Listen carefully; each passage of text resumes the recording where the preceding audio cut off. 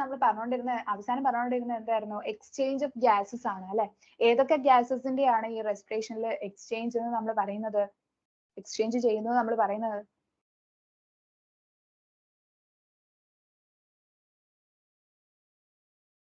ഏതൊക്കെ ഗ്യാസസ് ആണ്?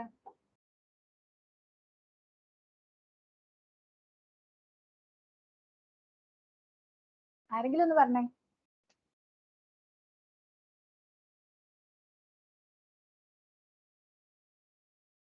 ഓക്സിജനും കാർബൺ ഡൈ ഓക്സൈഡും അല്ലെ? നമ്മൾ റെസ്പിറേഷനിലെ ഗ്യാസസിന്റെ എക്സ്ചേഞ്ച് എന്ന് പറയുമ്പോൾ ഉദ്ദേശിക്കുന്ന ആരെയാണ്?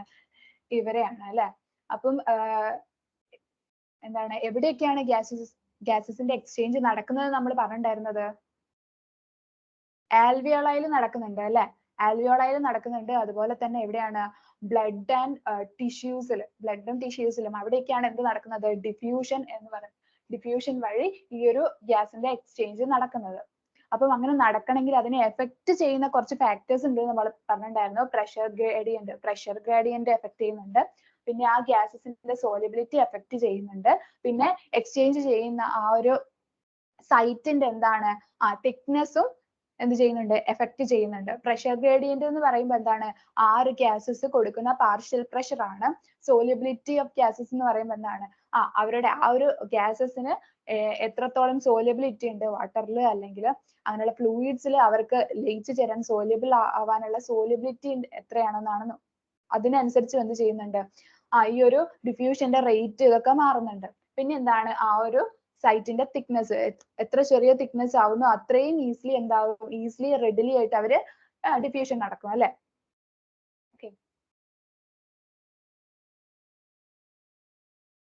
ഓക്കെ.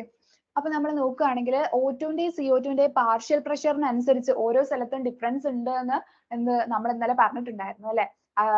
എയറിലാണ്, അറ്റ്മോസ്ഫിയറിക് എയറിലാണ് എന്ത് O2ന്റെ അല്ലെങ്കിൽ ഓക്സിജന്റെ ഏറ്റവും കൂടുതൽ പാർഷ്യൽ പ്രഷർ ആയിട്ട് നമ്മൾ കാണുന്നത്. ഇനിയിപ്പോ അത് ഏറ്റവും കുറഞ്ഞ എവിടെയാണ്? ഡിയോക്സിജനേറ്റഡ് ബ്ലഡ് അല്ലെങ്കിൽ ടിഷ്യൂസിൽ അവിടേക്കാണ് എന്ത് ഏറ്റവും കുറഞ്ഞിട്ടായിട്ട് കാണുന്നത്.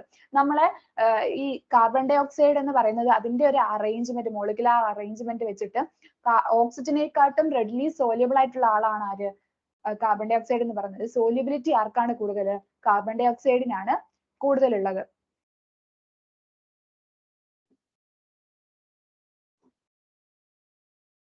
ഓക്കെ, ഇത് നമ്മൾ ഇന്നലെ പറഞ്ഞിട്ടുണ്ടായിരുന്നു അല്ലെ? എന്താണ്? ഇൻസ്പയർ ചെയ്യുന്ന എയർ അപ്പൊ അതെന്താണ്? അത്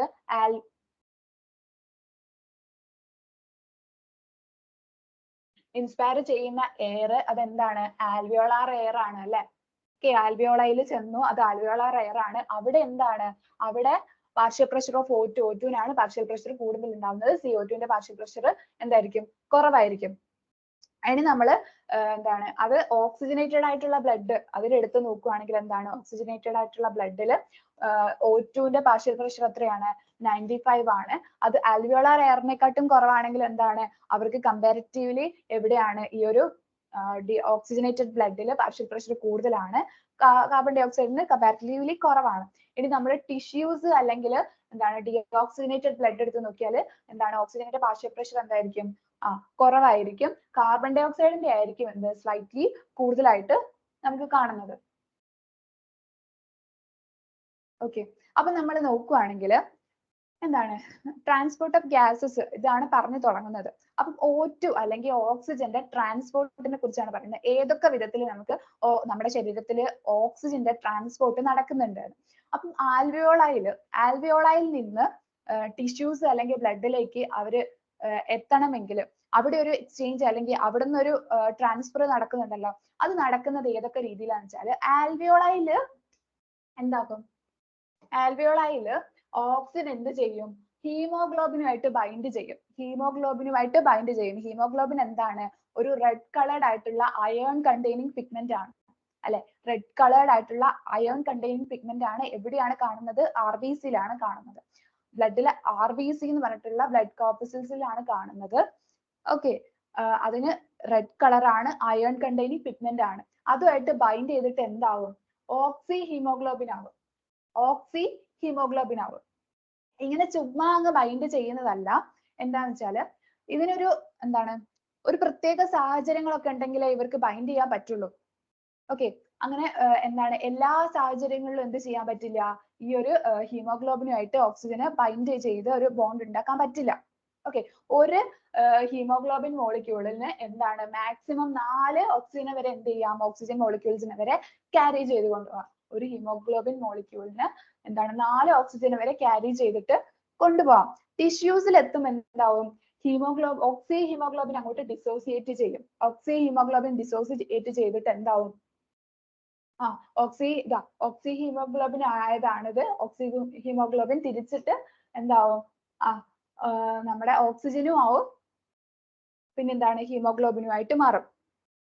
ഇത് എന്താണ്, അതിന് ടിഷ്യൂസിലും ആൽവിയോളായാലും ഫേവറബിൾ ആയിട്ടുള്ള കണ്ടീഷൻസ് ഉണ്ടെങ്കിൽ മാത്രമേ ഈ രണ്ട് റിയാക്ഷൻസും അല്ലെങ്കിൽ രണ്ട് ട്രാൻസ്പോർട്ട് നമുക്ക് എന്ത് ചെയ്യുള്ളൂ, നടക്കുള്ളൂ. അപ്പം നമ്മൾ ഓക്സിജൻ ട്രാൻസ്പോർട്ട് നോക്കുകയാണെങ്കിൽ ഏതൊക്കെ രീതിയിൽ ഓക്സിജൻ ട്രാൻസ്പോർട്ട് ചെയ്യുന്നുണ്ടെന്ന് നോക്കിക്കഴിഞ്ഞാൽ ഓക്സിജന്റെ ട്രാൻസ്പോർട്ട് എങ്ങനെയൊക്കെ, ബ്ലഡ് പ്ലാസ്മ വഴി, ബ്ലഡ് പ്ലാസ്മയിൽ കൂടെ എന്ത് ചെയ്യുന്നുണ്ട്, ഒരു 3% ഓഫ് ഓക്സിജൻ എങ്ങനെയാണ് ബ്ലഡ് പ്ലാസ്മയിൽ ഡിഫ്യൂസ് ചെയ്തിട്ട് അങ്ങനെയാണ് പോകുന്നത്. ഓക്കെ, അങ്ങനെയാണ് ബ്ലഡ് അല്ലെങ്കിൽ ടിഷ്യൂസിലൊക്കെ എത്തുന്നത്, സെൽസിലൊക്കെ അതിന് യൂസ് ചെയ്യാൻ പാകത്തിൽ എത്തുന്നത്. ഓക്കെ, അതല്ലാതെ 97% എങ്ങനെയാണ് ഈ ഒരു ഓക്സി ഹീമോഗ്ലോബിൻ എന്ന് പറഞ്ഞിട്ടുള്ള ഒരു രീതിയിൽ ഹീമോഗ്ലോബിനുമായിട്ട് ബൈൻഡ് ചെയ്തിട്ടാണ് എന്ത് ചെയ്യുന്നത്, പോകുന്നത്. ഓക്കെ, അതിന്റെ ട്രാൻസ്പോർട്ട് നടക്കുന്നത്. ഇനി നമ്മൾ കാർബൺ ഡൈ ഓക്സൈഡിനെ എടുത്ത് നോക്കുകയാണെങ്കിൽ കാർബൺ ഡൈ ഓക്സൈഡിനെ ഇതുപോലെ തന്നെ എന്താണ് ഹീമോഗ്ലോബിനുമായിട്ട് ബൈൻഡ് ചെയ്ത് അത് എന്ത് ചെയ്യുന്നുണ്ട്, ട്രാൻസ്പോർട്ട് ചെയ്യുന്നുണ്ട്. അതിന് എന്താ പറയാ, കാർബമിനോ ഹീമോഗ്ലോബിൻ ആയിട്ട് ട്രാൻസ്പോർട്ട് ചെയ്യുന്നുണ്ട്. പിന്നെ എന്താണ്, ഒരു 7%ഓളം അത് എന്താവുന്നുണ്ട്, കാർബോണിക് ആസിഡ് ആയിട്ട് അതിന്റെ ട്രാൻസ്പോർട്ടേഷൻ നടക്കുന്നുണ്ട്. കാർബോണിക് ആസിഡ് ആയിട്ട് ട്രാൻസ്പോർട്ട് ചെയ്യുന്നുണ്ട്. അതുപോലെ തന്നെ ഒരു 70%ഓളം എന്താണ്, ബൈകാർബണേറ്റ്സ് ആയിട്ടാണ് അത് ചെയ്യുന്നത്, കാണുന്നത്, അല്ലെങ്കിൽ ട്രാൻസ്പോർട്ട് വേറൊരു സ്ഥലത്തേക്ക് ട്രാൻസ്പോർട്ട് ചെയ്യുന്നത്. ഓക്കെ, അപ്പൊ നമ്മൾ ഓക്സിജന്റെ എടുത്ത് നോക്കിക്കഴിഞ്ഞാൽ ഒരു 97%ഓളം എന്താണ് O2 ട്രാൻസ്പോർട്ട് ചെയ്യുന്നത് എന്തായിട്ടാണ്, RBC-ലൂടെയാണ് അല്ലെ, ഓക്സി ഹീമോഗ്ലോബിൻ ആയിട്ടാണ് ട്രാൻസ്പോർട്ട് ചെയ്യുന്നത്. ഓക്കെ, അതിന് എന്താണെന്ന് വെച്ചാൽ ഞാൻ പറഞ്ഞില്ലേ കുറച്ച് ഫേവറബിൾ ആയിട്ടുള്ള കണ്ടീഷൻസ് വേണമെന്ന്. എങ്ങനെയാണ്, ആൽവിയോളായില് ഹൈ എന്താണ് പാർഷ്യൽ പ്രഷർ ഓഫ് O2. ഈ P എന്ന് പറയുന്നത് എന്താണ് ഡിനോട്ട് ചെയ്യുന്നത് വെച്ചാൽ PO2 എന്ന് എഴുതി കഴിഞ്ഞാൽ പാർഷ്യൽ പ്രഷർ ഓഫ് O2 എന്നാണ് ഉദ്ദേശിക്കുന്നത്, ഓക്സിജന്റെ പാർഷ്യൽ പ്രഷർ. ഓക്കെ, എന്താണ് ആൽവിയോളായി എടുത്ത് നോക്കുകയാണെങ്കിൽ നമ്മുടെ ഓക്സിജന്റെ പാർഷ്യൽ പ്രഷർ ഹൈ ആയിരിക്കും. Okay, high partial pressure of ഓക്സിജന്റെ പാർഷ്യൽ പ്രഷർ ഹൈ ആയിരിക്കും. അതുപോലെ തന്നെ കാർബൺ ഡൈ ഓക്സൈഡിന്റെ പാർഷ്യൽ പ്രഷർ അവിടെ എന്തായിരിക്കും, കുറവായിരിക്കും. കാർബൺ ഡൈ ഓക്സൈഡിന്റെ പാർഷ്യൽ പ്രഷർ ആൽവിയോളായിൽ കുറവായിരിക്കും. അതുപോലെ തന്നെ എന്താണ് H+ കോൺസെൻട്രേഷൻ കുറവായിരിക്കും ഇവിടെ ആൽവിയോളായിൽ H+ന്റെ കോൺസെൻട്രേഷൻ എന്തായിരിക്കും, H+ അയോൺസിന്റെ കോൺസെൻട്രേഷൻ ആൽവിയോളായിൽ കുറവായിരിക്കും. അതുപോലെ തന്നെ എന്താണ് ലോവർ ടെമ്പറേച്ചറും ആയിരിക്കും ഉണ്ടാവുക. ടെമ്പറേച്ചർ ലോ ആയിരിക്കും, H+ അയോൺസിന്റെ കോൺസെൻട്രേഷൻ ലോ ആയിരിക്കും. അതുപോലെ തന്നെ എന്താണ് നമ്മുടെ ലോ ആയിട്ടുള്ള പാർഷ്യൽ പ്രഷർ ഓഫ് CO2ന്റെ പാർഷ്യൽ പ്രഷർ എന്തായിരിക്കും, ലോ ആയിരിക്കും. പിന്നെ ഒന്ന് മാത്രം ഹൈ ആയിരിക്കും, എന്താണ് നമ്മുടെ ഓക്സിജന്റെ പാർഷ്യൽ പ്രഷർ. അങ്ങനെയുള്ള ഒരു കണ്ടീഷനിൽ മാത്രമേ എന്താവുന്നുള്ളൂ, ഓക്സിജൻ ഹീമോഗ്ലോബിനുമായിട്ട് ചേർന്നിട്ട് എന്താവുന്നുള്ളൂ, ഓക്സി ഹീമോഗ്ലോബിൻ ആയിട്ട് മാറുന്നുള്ളൂ. ഓക്കെ, ഓക്സിജൻ ഹീമോഗ്ലോബിനുമായിട്ട് ചേർന്നിട്ട് ഓക്സി ഹീമോഗ്ലോബിൻ ആയിട്ട് മാറുന്നുള്ളൂ. ഓക്കെ, ഇനി നമ്മൾ ഇതുപോലെ തന്നെ എന്താണ് ടിഷ്യൂസിൽ എത്തും അല്ലെ. ഈ ഓക്സി ഹീമോഗ്ലോബിൻ രൂപത്തിലാണ് അവർ എവിടെ എത്തുന്നത്, ടിഷ്യൂസിൽ അല്ലെങ്കിൽ സെൽസിലൊക്കെ എത്തുന്നത്. അങ്ങനെ അവിടെ എത്തിക്കഴിഞ്ഞാൽ ആ ഒരു ഹീമോഗ്ലോബിനുമായിട്ട് അല്ലെ ഓക്സി ഹീമോഗ്ലോബിൻ രൂപത്തിൽ തന്നെ നിന്ന് കഴിഞ്ഞിട്ട് നമുക്ക് വല്ല കാര്യമുണ്ടോ, ഇല്ല. അതെന്ത് ചെയ്യണം, ഡിസോസിയേറ്റ് ചെയ്തിട്ട് നമുക്ക് ആ ഓക്സിജൻ മാത്രമായിട്ട് യൂട്ടിലൈസ് ചെയ്യാൻ പറ്റണം അല്ലെ. അങ്ങനെ എത്തുമ്പോൾ അതിനെ ഹെൽപ്പ് ചെയ്യുന്ന എന്താണെന്ന് വെച്ചാൽ നമ്മൾ ടിഷ്യൂസിൽ എത്തുമ്പോൾ ടിഷ്യൂസിൽ എങ്ങനെയായിരിക്കും എന്ന് വെച്ചാൽ അവിടെ എന്താണ് CO2 മെറ്റബോളിക് ആക്ടിവിറ്റി ഒക്കെ നടന്ന് എന്തുണ്ട്, CO2ന്റെ കോൺസെൻട്രേഷൻ അവിടെ എന്തായിരിക്കും, കൂടുതലായിരിക്കും അല്ലെ. അല്ലെങ്കിൽ കാർബൺ ഡൈ ഓക്സൈഡിന്റെ കോൺസെൻട്രേഷൻ ആയിരിക്കും അവിടെ കൂടുതൽ ഉണ്ടാവുക. അതുകൊണ്ട് തന്നെ അവിടെ എന്താണ്, അവിടെ ഓക്സിജൻ എന്താണ് യൂട്ടിലൈസ് ചെയ്യാണ് ചെയ്യുന്നത്. അപ്പം യൂട്ടിലൈസ് ചെയ്ത് കഴിഞ്ഞിട്ട് എന്താവും, ഓക്സിജന്റെ അളവ് അവിടെ കുറവായിരിക്കും. മെറ്റബോളിക് ആയിട്ട് ആക്ടിവിറ്റി ഒക്കെ കഴിഞ്ഞിട്ട് ഉണ്ടാവുന്ന കാർബൺ ഡൈ ഓക്സൈഡിന്റെ അളവ് എന്തായിരിക്കും, കൂടുതലായിരിക്കും. അപ്പം low partial pressure of O2, high partial pressure of CO2, carbon ഡൈ ഓക്സൈഡിന്റെ ഹൈ പാർഷ്യൽ പ്രഷർ അവിടെ ഉണ്ടാവും, കാർബൺ ഡൈ ഓക്സൈഡിന്. അതുപോലെ തന്നെ ഓക്സിജന്റെ പാർഷ്യൽ പ്രഷർ അവിടെ കുറവായിരിക്കും. വേറൊരു കാര്യം കൂടി ഉണ്ട്, എന്താണെന്ന് വെച്ചാൽ ഈ ടിഷ്യൂസിൽ H+ അയോണിന്റെ കോൺസെൻട്രേഷൻ ഹൈ ആയിരിക്കും. അതുപോലെ തന്നെ ടെമ്പറേച്ചറും അവിടെ എന്തായിരിക്കും, ഹൈ ടെമ്പറേച്ചർ ആയിരിക്കും. ഈ ഒരു ആൽവിയോളാർ റീജിയനെ കമ്പയർ ചെയ്ത് നോക്കുമ്പോൾ അവിടെ ഹൈ ടെമ്പറേച്ചർ ആയിരിക്കും, H+ അയോണിന്റെ കോൺസെൻട്രേഷൻ ഹൈ ആയിരിക്കും. അതുപോലെ തന്നെ എന്താണ് CO2 ന്റെ പാർഷ്യൽ പ്രഷർ എന്തായിരിക്കും, ഹൈ ആയിരിക്കും. നമ്മുടെ O2 ന്റെ പാർഷ്യൽ പ്രഷർ മാത്രം അവിടെ എന്താണ്, ലോ ആയിരിക്കും. ഇങ്ങനെയുള്ള ഒരു സാഹചര്യം വരുമ്പോൾ എന്താവും, ഈ ഒരു ഹീമോഗ്ലോബിൻ എന്ത് ചെയ്യും, ഓക്സി ഹീമോഗ്ലോബിൻ ഡിസോസിയേറ്റ് ചെയ്തിട്ട് ഹീമോഗ്ലോബിനും ഓക്സിജനുമായിട്ട് വീണ്ടും മാറും. ഓക്കെ, ഇത് ഓക്സി ഹീമോഗ്ലോബിന് അൺഫേവറബിൾ ആയിട്ടുള്ള കണ്ടീഷൻ ആണ്. ഓക്കെ, ഓക്സി ഹീമോഗ്ലോബിന് അൺഫേവറബിൾ ആയിട്ടുള്ള കണ്ടീഷൻസ് ഏതൊക്കെയാണെന്ന് ചോദിച്ചു കഴിഞ്ഞാൽ ഏതാണ്, ലോ ആയിട്ടുള്ള ഓക്സിജന്റെ പാർഷ്യൽ പ്രഷർ, ഹൈ ആയിട്ടുള്ള CO2 ന്റെ പാർഷ്യൽ പ്രഷർ, അതുപോലെ തന്നെ ഹൈ ആയിട്ടുള്ള H+ അയോൺസിന്റെ കോൺസെൻട്രേഷൻ, അതുപോലെ തന്നെ ലോ ആയിട്ടുള്ള ഹൈ ആയിട്ടുള്ള ടെമ്പറേച്ചർ, കുറച്ചുകൂടി ഹൈ ആയിട്ടുള്ള ടെമ്പറേച്ചർ. ഇനി നമ്മുടെ ഓക്സി ഹീമോഗ്ലോബിന് ഫേവറബിൾ ആയിട്ടുള്ള കണ്ടീഷൻ എന്ന് ചോദിച്ചാൽ എന്തൊക്കെയാണ് പറയാ, ഓക്സി ഹീമോഗ്ലോബിൻ ഫോം ചെയ്യാൻ അല്ലെങ്കിൽ അതിന് ഫേവറബിൾ ആയിട്ടുള്ള കണ്ടീഷൻസ് ഏതൊക്കെയാണ്, law PO2, high PCO. Law CO2 ന്റെ പാർഷ്യൽ പ്രഷർ ലോ ആയിരിക്കും. പിന്നെ high partial pressure of carbon ഡൈ ഞാൻ ഓക്സി ഹീമോഗ്ലോബിൻ ഉണ്ടാവാനുള്ള ഫേവറബിൾ ആയിട്ടുള്ള കണ്ടീഷൻ ആണ് ചോദിച്ചത്. High PO2, law PCO. High ആയിട്ടുള്ള PO2 ആയിരിക്കും. എന്ന് വെച്ചാൽ partial pressure of O2 high ആയിരിക്കണം. ബാക്കി 3 കാരണങ്ങൾ ഞാൻ പറഞ്ഞിട്ടുണ്ടായിരുന്നില്ലേ, അത് 3ഉം കുറവായിരിക്കണം. ഓക്കെ, എന്ന് വെച്ചാൽ പാർഷ്യൽ പ്രഷർ ഓഫ് CO2 കുറവായിരിക്കണം, CO2 ന്റെ പാർഷ്യൽ പ്രഷർ കുറവായിരിക്കണം. ഓക്കെ, മനസ്സിലായോ? ഓക്കെ,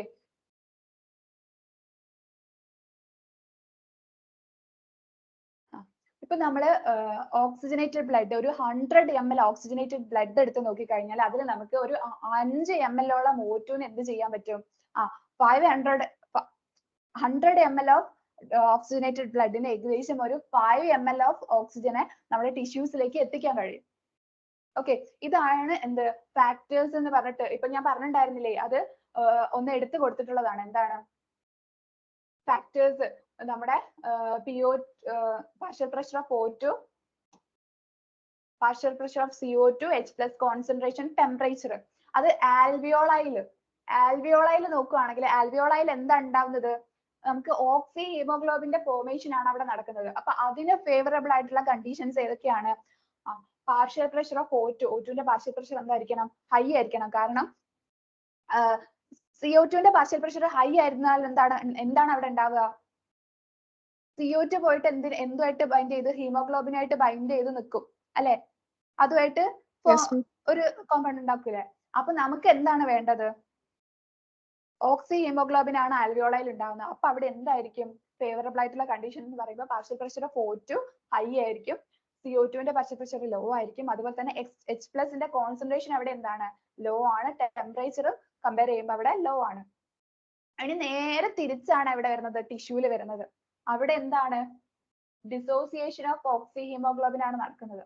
അപ്പൊ അവിടെ എന്താണ്, നേരെ തിരിച്ചു വരും.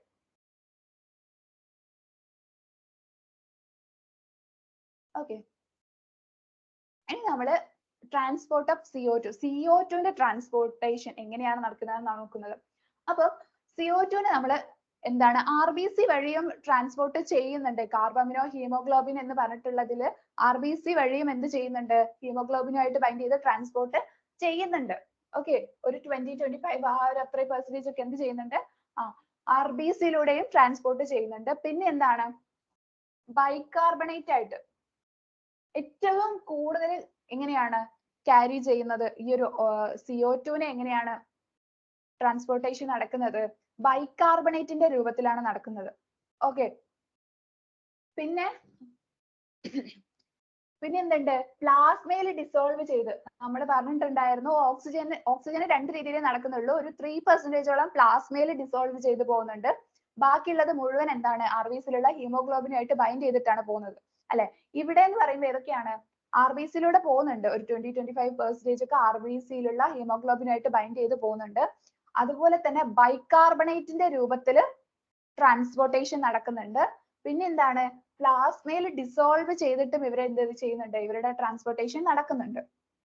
ഓക്കെ, കാർബമിനോ ഹീമോഗ്ലോബിന്റെ രൂപത്തിൽ നമ്മൾ ആർബിസിൽ ബൈൻഡ് ചെയ്തിട്ട് അല്ലെങ്കിൽ ഹീമോഗ്ലോബിനുമായിട്ട് ബൈൻഡ് ചെയ്തിട്ട് കാർബമിനോ ഹീമോഗ്ലോബിന്റെ രൂപത്തിൽ ഇതിന്റെ ട്രാൻസ്പോർട്ടേഷൻ നടക്കുന്നത് എങ്ങനെയാണ്?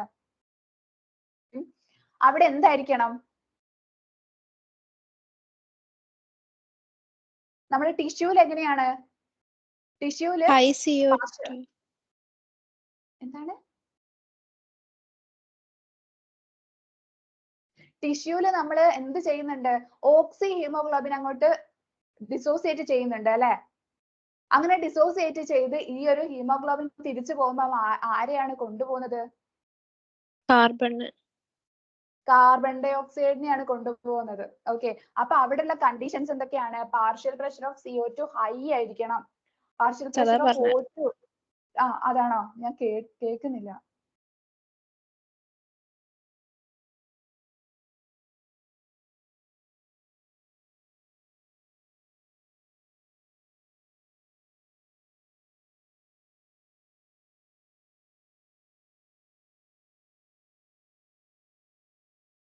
ഓക്കെ, പിന്നെ എന്തായിരിക്കണം? H+ അയോൺസിന്റെ കോൺസെൻട്രേഷൻ കൂടുതലായിരിക്കണം. അതുപോലെ തന്നെ ടെമ്പറേച്ചറും എന്തായിരിക്കണം? കൂടുതലായിരിക്കണം. അങ്ങനെയുള്ള സമയത്ത് എന്താണ് ഉണ്ടാവുന്നത്? കാർബമിനോ ഹീമോഗ്ലോബിനാണ് ഉണ്ടാവുന്നത്. അങ്ങനെ ആ രീതിയിൽ എന്ത് ചെയ്യാണ്? ട്രാൻസ്പോർട്ട് ചെയ്യുകയാണ്. ട്രാൻസ്പോർട്ട് ചെയ്യുന്നതെന്ന് വെച്ചാൽ ഇവിടുന്ന് ഹീമോഗ്ലോബിൻ എങ്ങോട്ടാണ് ട്രാൻസ്പോർട്ട് ചെയ്യുന്നത്? ടിഷ്യൂസിൽ. ഓക്സിജനെ ടിഷ്യൂസിലേക്ക് ട്രാൻസ്പോർട്ട് ചെയ്യും. ഓക്കെ, അവിടെ അവർക്ക് സെൽസിനൊക്കെ എന്ത് ചെയ്യണം? ഓക്സിജനെ യൂസ് ചെയ്യണം. നമ്മൾ കാർബൺ ഡൈ ഓക്സൈഡിനെ ഹീമോഗ്ലോബിൻ അവിടെ നിന്ന് എടുത്തിട്ട് എങ്ങോട്ടാ കൊണ്ടുപോകുന്നത്?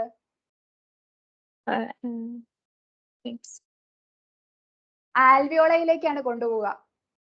ഓക്കെ, ആൽവിയോളയിലേക്ക് കൊണ്ടുപോയിട്ട് അവിടുന്ന് കാർബൺ ഡൈ ഓക്സൈഡിനെ കുറച്ച് പുറത്തേക്ക് കളഞ്ഞിട്ട് അവിടുന്ന് കാർബൺ ഡൈ ഓക്സൈഡിന്റെ ഡിഫ്യൂഷൻ നടത്തിയിട്ട് ഓക്സിജൻ എടുക്കുന്നില്ലേ?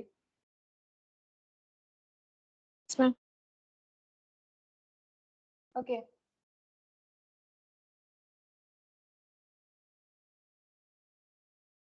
ഓക്കെ, ഇനി നമ്മൾ നോക്കുകയാണെങ്കിൽ എന്താണ് ബൈകാർബണേറ്റ് ആയിട്ടും കാർബോണിക് ആസിഡ് ആയിട്ടും എന്ത് നടക്കുന്നുണ്ടെന്ന് പറഞ്ഞിട്ടുണ്ടായിരുന്നു? ഈ ഒരു ട്രാൻസ്പോർട്ടേഷൻ ഇവരുടെ ട്രാൻസ്പോർട്ടേഷൻ നടക്കുന്നുണ്ടെന്ന് പറഞ്ഞിട്ടുണ്ടായിരുന്നു. അതെങ്ങനെയാന്ന് വെച്ചാൽ ഇപ്പൊ നമ്മളെ ബാക്കിയുള്ള ഈ ഒരു RBC വഴി കുറെയൊക്കെ എന്ത് ചെയ്തു? ഹീമോഗ്ലോബിന്റെ വഴി അത് കൊണ്ടുപോയി ആൽവിയോളയിലേക്ക് കൊണ്ടുപോയി അല്ലെ. ഓക്കെ, അങ്ങനെ അതിന്റെ ബാക്കിയുള്ളത് എന്ത് ചെയ്യും? ബ്ലഡിലേക്കും ഇതിലേക്ക് പ്ലാസ്മയിലേക്കും ഒക്കെ ഡിഫ്യൂസ് ചെയ്യും. അങ്ങനെ ഡിഫ്യൂസ് ചെയ്ത് അവിടെ നിന്ന് അത് എന്ത് ചെയ്യുന്ന വെച്ചാല് കാർബൺ ഡൈ ഓക്സൈഡ് എന്ത് ചെയ്യും? H2 ആയിട്ട് വാട്ടറുമായിട്ട് ഒരു റിയാക്ഷൻ അല്ലെങ്കിൽ അതുമായിട്ട് ഇതാക്കിയിട്ട് എന്തുണ്ടാക്കും? കാർബോണിക് ആസിഡ് ഉണ്ടാവും. ഓക്കെ, കാർബോണിക് അൺഹൈഡ്രേസ് എന്ന് പറഞ്ഞിട്ടുള്ള എൻസൈമിന്റെ പ്രസൻസിൽ കാർബൺ ഡൈ ഓക്സൈഡ് വാട്ടറുമായി ചേർന്നിട്ട് കാർബോണിക് ആസിഡ് ഉണ്ടാക്കും. പക്ഷെ കാർബോണിക് ആസിഡ് കുറച്ചുകൂടി എന്താണ്? കുറച്ചുകൂടി ലീതലാണ്. നമ്മുടെ ശരീരത്തിൽ അത് അത്ര വെക്കാൻ പറ്റില്ല. അപ്പൊ അതെന്ത് ചെയ്യും? അത് ആ ഒരു നിമിഷം തന്നെ എന്ത് ചെയ്യും? അധിക നേരം ഒന്നും അങ്ങനെ കാർബോണിക് ആസിഡ് ആയിട്ട് വെക്കില്ല. ഓക്കെ, അതെന്തായി മാറും? അത് ബൈകാർബണേറ്റും അതുപോലെ തന്നെ H+ അയോൺസുമായിട്ട് മാറും. ഓക്കെ, അതെന്ത് ചെയ്യും? കാർബോണിക് ആസിഡ് അപ്പൊ തന്നെ ബൈകാർബണേറ്റ്സ് ആയിട്ട് മാറും. അതുപോലെ തന്നെ H+ അയോൺസുമായിട്ട് മാറും. അപ്പൊ ഈ ഒരു H+ അയോണിനെ കണ്ടില്ലേ? H+ അയോണിന്റെ കോൺസെൻട്രേഷൻ അവിടെ നിലനിർത്തുന്നത് ഏത് വഴിയാണ്? ഈ ഒരു റിയാക്ഷൻ വഴിയാണ്. ഇവിടെ H+ അയോൺസ് ഉണ്ടാവുന്നുണ്ട് അല്ലെ. അപ്പം അതിന്റെ ഒരു കോൺസെൻട്രേഷൻ അവിടെ നിലനിർത്തുന്നത് എന്താണ്? ഈ ഒരു കാർബോണിക് ആസിഡ് ബൈകാർബണേറ്റ്സ് ആയിട്ട് മാറും. പ്ലസ് ഒരു H+ അയോണും അവിടെ ഉണ്ടാവും. ഓക്കെ, അങ്ങനെ നമ്മൾ ഒരു 100 ml ഡിയോക്സിനേറ്റഡ് ബ്ലഡ് എടുത്ത് നോക്കിക്കഴിഞ്ഞാൽ ഒരു 4 ml ഓഫ് എന്താണ് CO2നെ ഈ ഒരു ഡിയോക്സിനേറ്റഡ് ബ്ലഡ് തിരിച്ച് എവിടേക്ക് കൊണ്ടുപോകും? ആൽവിയോളയിലേക്ക് കൊണ്ടുപോകും. ഓക്കെ, ആൽവിയോളയിലേക്ക് എന്തിനാണ് ഈ ഡിയോക്സിനേറ്റഡ് ബ്ലഡ് ഈ ഒരു CO2നെ കൊണ്ടുപോകുന്നത്?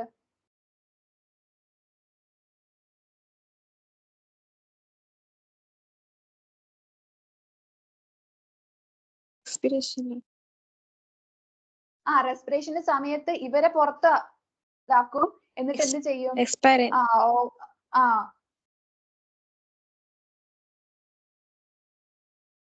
ഓക്കെ, ഇത് ഓക്സിജൻ ഡിസോസിയേഷൻ കർവ് എന്ന് പറഞ്ഞിട്ടുള്ള ഒരു കർവ് ആണ്, ഒരു സിഗ്മോയിഡ് കർവ് ആണ്. ഇതൊരു സിഗ്മോയിഡ് കർവ് ആണ്. എന്താണ് നമ്മുടെ partial pressure of O2 percentage of saturation of എന്താണ് നമ്മുടെ ഹീമോഗ്ലോബിൻ ഉള്ള സാച്ചുറേഷൻ, O2ന്റെ സാച്ചുറേഷനും കൂടിയാണ് എന്ത് ചെയ്യുന്നത്? ഈ ഒരു എക്സ് ആക്സിസിൽ എന്ത് കൊടുക്കും?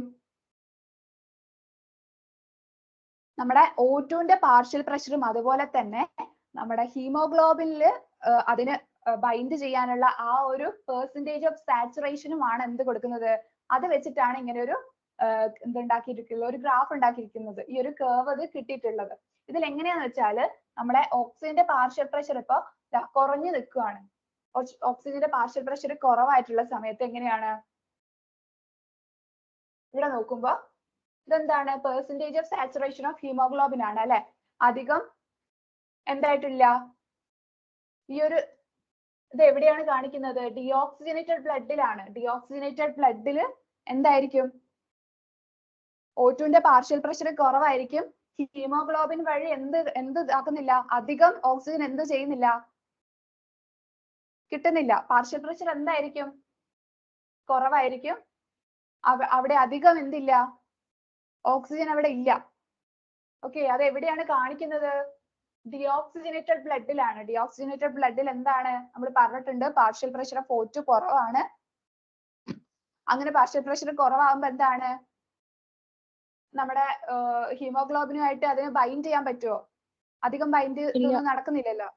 ഓക്കെ, ഇതാണ് കാണിക്കുന്നത്. ഇനി കുറച്ചുകൂടി പാർഷ്യൽ പ്രഷർ കൂടി ആ ഒരു സമയത്ത് ഇതാ കുറച്ചുകൂടി സാച്ചുറേഷൻ ഉണ്ട് ഹീമോഗ്ലോബിനുമായിട്ട്. അതും കാണിക്കുന്നത് എവിടെയാണ്? ഈ ഒരു ഇത് ഫസ്റ്റ് ഇത് കാണിച്ചിട്ടുള്ളത് സ്കെലറ്റൽ മസിൽസിലൊക്കെ ഉള്ള എന്താണ് ഡിയോക്സിജനേറ്റഡ് ബ്ലഡ് എവിടെയാണ്? കോൺട്രാക്റ്റിംഗ് ആയിട്ടുള്ള സ്കെലറ്റൽ മസിൽസിലൊക്കെയാണ് എന്ത് ഈ ഒരു ഇത് കാണിച്ചിട്ടുള്ളത്. ഇനി രണ്ടാമത്തെ ഇതെന്ന് പറയുമ്പോൾ റെസ്റ്റ് ചെയ്യുന്ന സമയത്ത് എന്താണ് ഡിയോക്സിജനേറ്റഡ് ബ്ലഡ് തന്നെയാണ്. അതിൽ എന്താണ് പാർഷ്യൽ പ്രഷർ എത്രയാണ് വരുന്നത്? 40 ആണ് വരുന്നത്. ആ ഒരു സമയത്തുള്ള അവരുടെ ഹീമോഗ്ലോബിനുമായിട്ടുള്ള സാച്ചുറേഷൻ ആണ് ഇവിടെ കാണിച്ചിട്ടുള്ളത്. ഓക്കെ, അത് കഴിഞ്ഞിട്ട് നമ്മൾ ഓക്സിജനേറ്റഡ് ബ്ലഡ് എടുത്ത് നോക്കിക്കഴിഞ്ഞാൽ ഓക്സിജനേറ്റഡ് ബ്ലഡിൽ ഏകദേശം 100ന്റെ അടുത്താണ് എന്ത് വരുന്നത്? പാർഷ്യൽ പ്രഷർ വരുന്നത്. അതുപോലെ തന്നെ എന്താണ് ഓക്കെ, ഇത്രയും ഒരു ഇതിൽ ഹീമോഗ്ലോബിനുമായിട്ട് അതിന് എന്തുണ്ട്? അഫിനിറ്റി ഉണ്ട്, അല്ലെങ്കിൽ ബൈൻഡ് ചെയ്ത് അതിന് ഇതാക്കാൻ കഴിയുന്നുണ്ട്. ഇത് എവിടെയാണ് കാണുന്നത്? നമ്മുടെ സിസ്റ്റമാറ്റിക് ആർട്ടറീസ് എന്നൊക്കെ പറഞ്ഞിട്ടുള്ള ഓക്സിജനേറ്റഡ് ആയിട്ടുള്ള ബ്ലഡ് ക്യാരി ചെയ്യുന്ന സ്ഥലത്താണ് കാണുന്നത്. ഓക്കെ,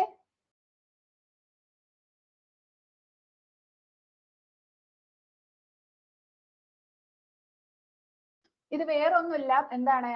പാർഷ്യൽ പ്രഷർ കൂടുന്നതിനനുസരിച്ച് എന്തുണ്ടാവുന്നുണ്ട്? അതിന് ഹീമോഗ്ലോബിനുമായിട്ട് ബൈൻഡ് ചെയ്യാനുള്ള അഫിനിറ്റി കൂടുന്നുണ്ട്. ഓക്കെ, പാർഷ്യൽ പ്രഷർ കൂടുന്നതിനനുസരിച്ച് ഹീമോഗ്ലോബിനുമായിട്ട് ബൈൻഡ് ചെയ്യാനുള്ള അതിന്റെ അഫിനിറ്റി കൂടുന്നുണ്ട്. അത് എന്താവും? അത് ഓരോ സ്ഥലത്തും എന്ന് വെച്ചാൽ പാർഷ്യൽ പ്രഷർ കൂടുന്നതിനനുസരിച്ച് അത് എത്ര അതിന്റെ അഫിനിറ്റി കൂടുന്നതിനനുസരിച്ച് എവിടെയൊക്കെയാണ് അത് അത്രയും പാർഷ്യൽ പ്രഷർ ഉള്ളത് അല്ലെങ്കിൽ ഇത് കാണിക്കുന്നതെന്നാണ് പറയുന്നത്. വെച്ചാൽ കുറവുള്ളത് എവിടെയായിരുന്നു? കോൺട്രാക്റ്റിംഗ് ആയിട്ടുള്ള സ്കെലറ്റൽ മസിൽസിൽ ഡിയോക്സിനേറ്റഡ് ബ്ലഡ് ആണ് അതിലുള്ളത്. അതുപോലെ തന്നെ കുറച്ചുകൂടി കൂടുതലാണ് ഇവിടെ റെസ്റ്റ് ചെയ്യുന്ന സമയത്തുള്ള സിസ്റ്റമാറ്റിക് വെയിൻസിൽ റെസ്റ്റിന്റെ സമയം ആവറേജ് റെസ്റ്റിന്റെ സമയത്ത് എന്താണ്? ഡിയോക്സിനേറ്റഡ് ബ്ലഡ് തന്നെയാണ്. പക്ഷെ പാർഷ്യൽ പ്രഷർ കുറച്ചുകൂടി കൂടുതലാണ്. എന്ത് ചെയ്യാൻ പറ്റും? കുറച്ചുകൂടി ഒരു ഹീമോഗ്ലോബിനുമായിട്ടൊക്കെ എന്ത് ചെയ്യുന്നുണ്ട്? അതിന് അഫിനിറ്റി ഉണ്ട്, ബൈൻഡ് ചെയ്ത് വരുന്നുണ്ട്. ഓക്കെ, ഇനി എന്താണ്? പാർഷ്യൽ പ്രഷർ നല്ലോണം ഉള്ള ഇതാണെങ്കിൽ എന്താണ്? അത് ഓക്സിജനേറ്റഡ് ബ്ലഡ് ആണ്. എന്താണ്? ഹീമോഗ്ലോബിനായിട്ട് റെഡ്ലി അതിന് എന്ത് ചെയ്യാൻ പറ്റും? ബൈൻഡ് ചെയ്ത് ആക്കാൻ പറ്റും.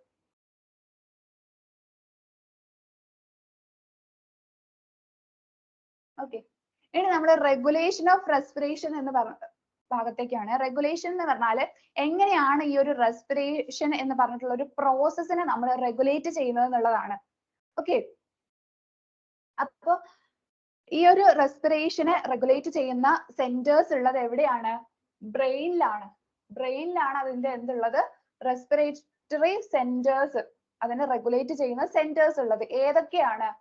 Respiratory rhythm centre. Respiratory rhythm centre ഉണ്ട്. അതെന്താണ്? മെഡുല്ലയിലുള്ള ഒരു ന്യൂറൽ സെന്റർ ആണ്.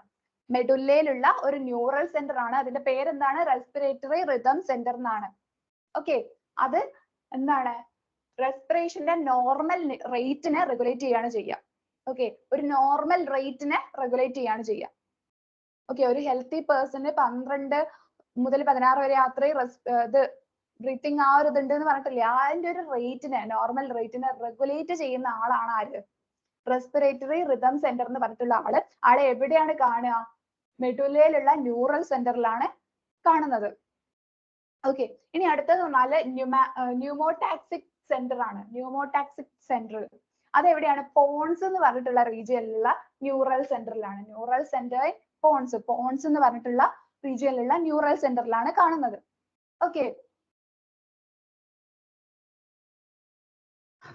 ന്യൂമാറ്റിക് സെന്ററിന് എന്ത് ചെയ്യാൻ പറ്റും എന്ന് വെച്ചാൽ, നമ്മുടെ റിതം സെന്റർ എന്ത് ചെയ്യുന്നുണ്ട്? ഇമ്പൾസസ് റെഗുലേറ്റ് ചെയ്യുന്നുണ്ട് അല്ലെ? റിതം സെന്റർ ജനറേറ്റ് ചെയ്യുന്ന ഇമ്പൾസസിനെ അതിന്റെ ഡ്യൂറേഷൻ കുറയ്ക്കാൻ ആര് സഹായിക്കുന്നുണ്ട്? ഈ ഒരു ന്യൂമോടാക്സിക് സെന്റർ അതിന്റെ ഡ്യൂറേഷൻ റെഡ്യൂസ് ചെയ്യാൻ ഇതാക്കുന്നുണ്ട്.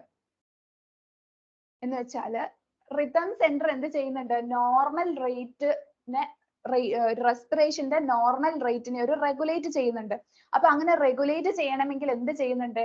ഇമ്പൾസസ് ഒക്കെ ജനറേറ്റ് ചെയ്യുന്നുണ്ട് അല്ലെ? അവരിങ്ങനെ ഇമ്പൾസ് കൊടുക്കുന്ന ആ ഒരു ഇതിന്റെ അടിസ്ഥാനത്തിലാണ് എന്ത് ചെയ്യുന്നത്? നമ്മള് ആ ഒരു റെസ്പിറേഷൻ പ്രോസസ് ഇതൊക്കെ ആക്കുന്നത്. അപ്പൊ ആ ഒരു ഇമ്പൾസസിന്റെ ഡ്യൂറേഷനെ റെഗുലേറ്റ് ചെയ്യാൻ അല്ലെങ്കിൽ അതിനെ കുറയ്ക്കാൻ ആർക്ക് പറ്റുന്നുണ്ട്? ഈ ഒരു ന്യൂമോടാക്സിക് സെന്ററിന് കഴിയുന്നുണ്ട്. അപ്പം റിതം സെന്ററിന്റെ അത് ജനറേറ്റ് ചെയ്യുന്ന ഇമ്പൾസസിനെ അതിന്റെ ഡ്യൂറേഷനെ കുറയ്ക്കാൻ ആർക്ക് പറ്റുന്നുണ്ട്? ന്യൂമോടാക്സിക് സെന്ററിന് പറ്റുന്നുണ്ട്. പിന്നെ ഒരു കീമോ സെൻസിറ്റീവ് ഏരിയ എന്ന് പറഞ്ഞിട്ടുള്ള ഒരു ഏരിയ ഉണ്ട്. അത് എവിടെയാണ്? റിതം സെന്ററിന്റെ അടുത്തായിട്ടാണ് കാണുന്നത്. ഓക്കെ. അതെന്താ ചെയ്യുന്നത് വെച്ചാല് CO2ന്റെ H+ന്റെയും എന്താണ്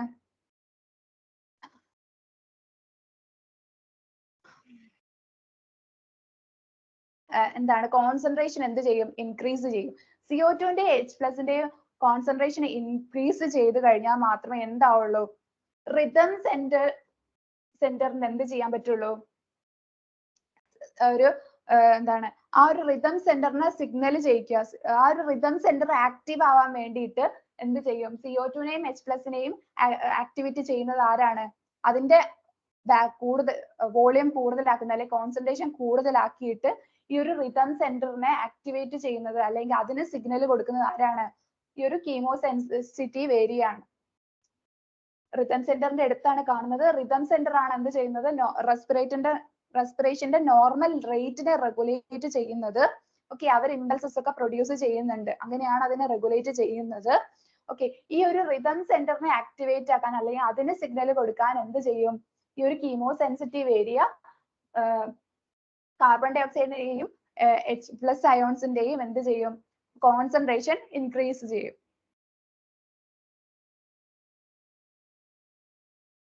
ഓക്കെ. ഇതാണ് നമ്മളെ ബ്രെയിനില് പോൺസ് എന്ന് പറഞ്ഞ ഏരിയയിലാണ് എന്ത് വരുന്നത്? ന്യൂമോടാക്സിക് സെന്റർ വരുന്നത്. മെഡുല്ല റീജിയനിലാണ്. അവിടെ തന്നെയാണ് എന്ത് വരുന്നത്? റിതം സെന്റർ വരുന്നത്. അതിന്റെ അടുത്ത് തന്നെയാണ് എന്ത് വരുന്നത്? കീമോ സെൻസിറ്റീവ് ഏരിയ വരുന്നത്. ഓക്കെ.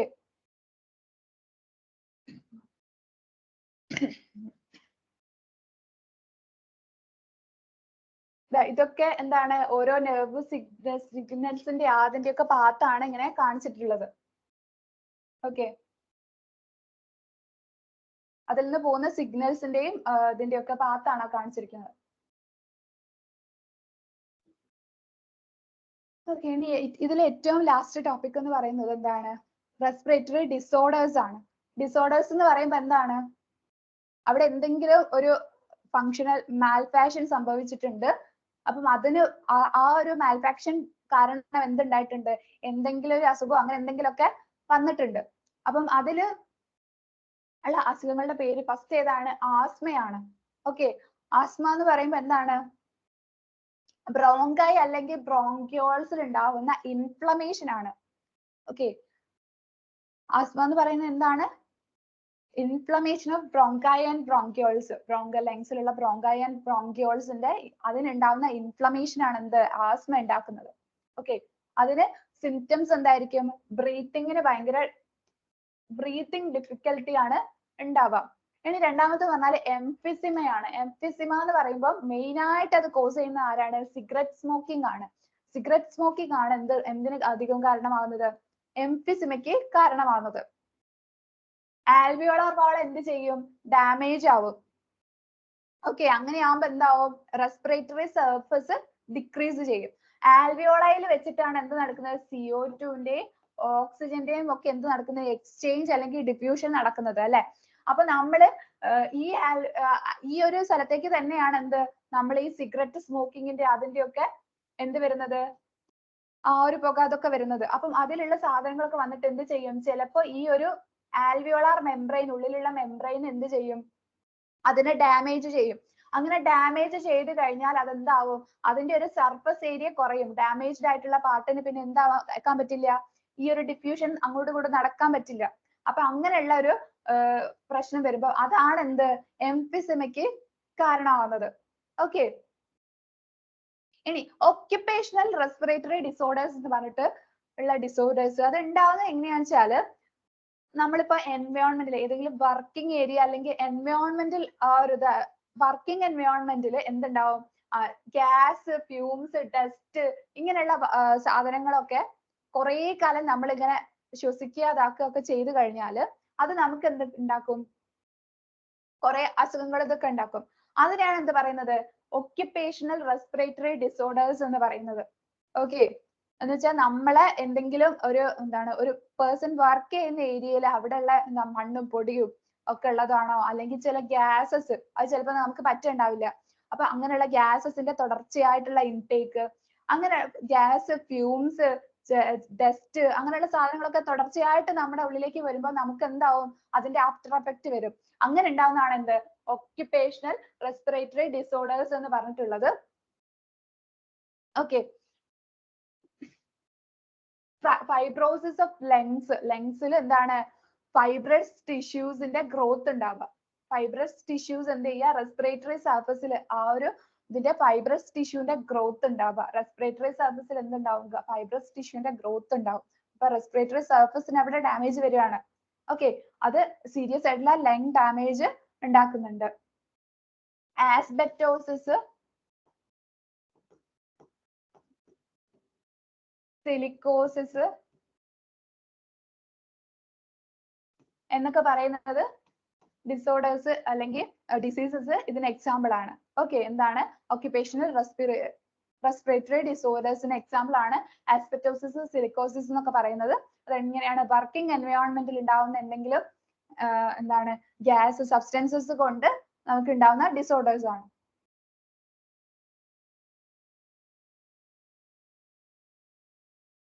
ഓക്കെ, അപ്പൊ ഇപ്പൊ ചാപ്റ്റർ കഴിഞ്ഞിട്ടുണ്ട്. അപ്പൊ ഒരു കുറച്ച് ക്വസ്റ്റ്യൻസ് എന്ത് ചെയ്യാം, ഒന്ന് ആൻസർ ചെയ്ത് നോക്കാം. ഇതൊന്ന് നോക്കിയേ.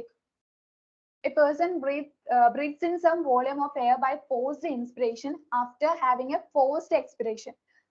This quantity of air taken in is എന്താണ്?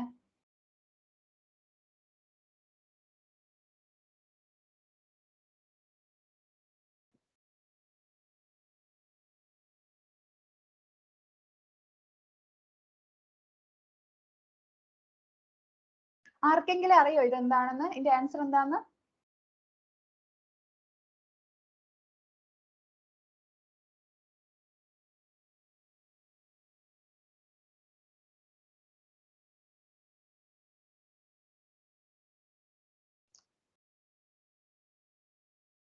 ഹലോ, കേൾക്കുന്നുണ്ടോ? ഡിയോ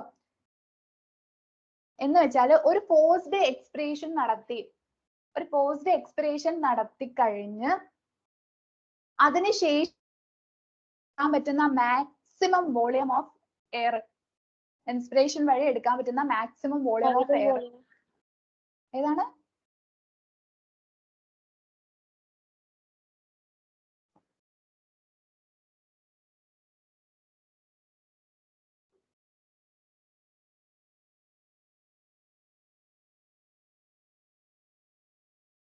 ഒരു ഫോഴ്സ്ഡ് എക്സ്പിറേഷൻ നടത്തി അതിനുശേഷം നമ്മൾക്ക് എടുക്കാൻ പറ്റുന്ന maximum amount of air, maximum amount of vital capacity ആണ്.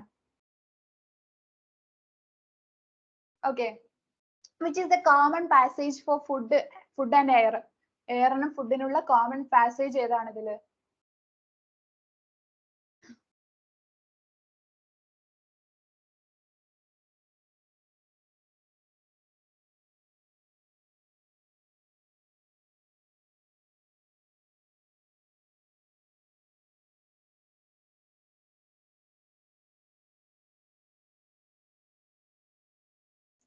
ട്രക്കിയയിലൂടെ ഫുഡ് പോകുന്നുണ്ടോ?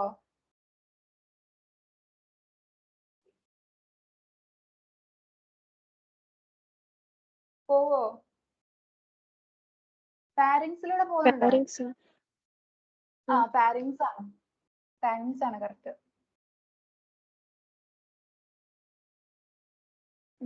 The function of conducting part in respiratory system of human is. ഞാൻ ഇതില് ഇത് പറയുമ്പോ പറയണ്ടായിരുന്നു ഇങ്ങനെ ക്വസ്റ്റ്യൻ വരാൻ ചാൻസ് ഉണ്ട്.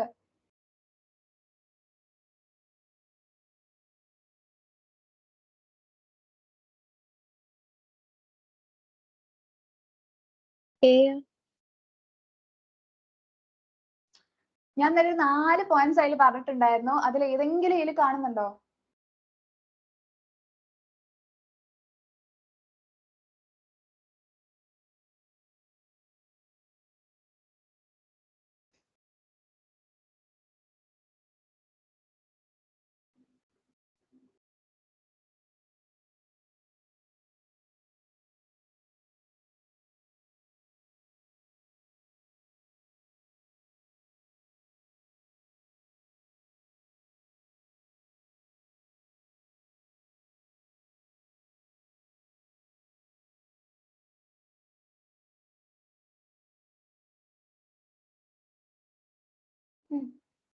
ഉണ്ടോ? ഇതിലൊന്ന് മാത്രമേ ഇപ്പൊ കുറവായിട്ട് കാണുന്നുള്ളൂ. ഏതാണ്? അത് ഏറ്റവും കോമൺ ആയിട്ടുള്ള അതിന്റെ ഒരു ഫംഗ്ഷൻ ആണ്.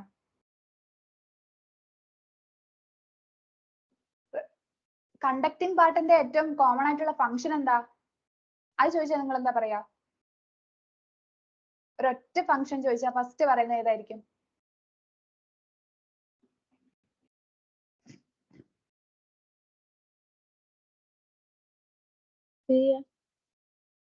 എന്താണ്?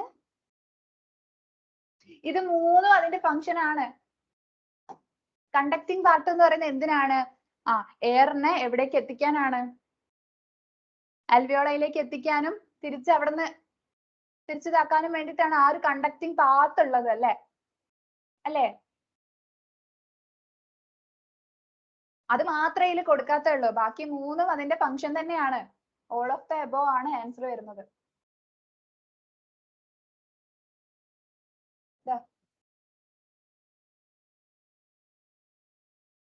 നമ്മൾ ഇന്നലെ ഇത് പറഞ്ഞല്ലായിരുന്നോ?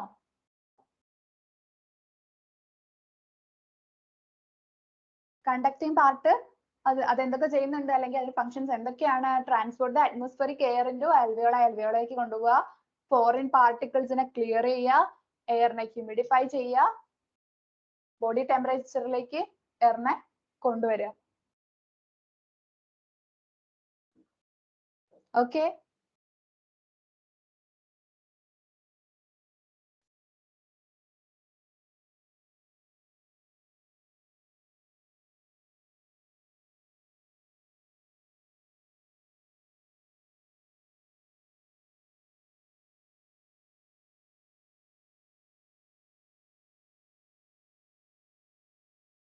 okay. The primary muscle of inspiration is, ഇൻസ്പിറേഷന്റെ primary muscle ഏതാണ്? ഇൻസ്പിറേഷൻ തുടങ്ങുമ്പോ എന്തായിരുന്നു? ഫസ്റ്റ് കോൺട്രാക്ട് ചെയ്യുന്നോ ആക്കുന്നോ എന്തോ ഞാൻ പറഞ്ഞിരുന്നു. അതെന്തായിരുന്നു? diaphragm, ഡയഫ്രം ആണ്. ഓക്കെ, അത് കഴിഞ്ഞിട്ട് എന്തൊക്കെയായിരുന്നു പറഞ്ഞേ?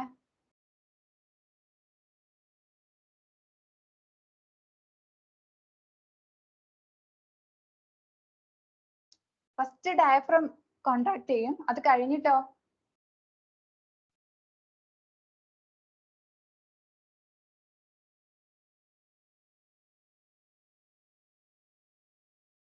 dia,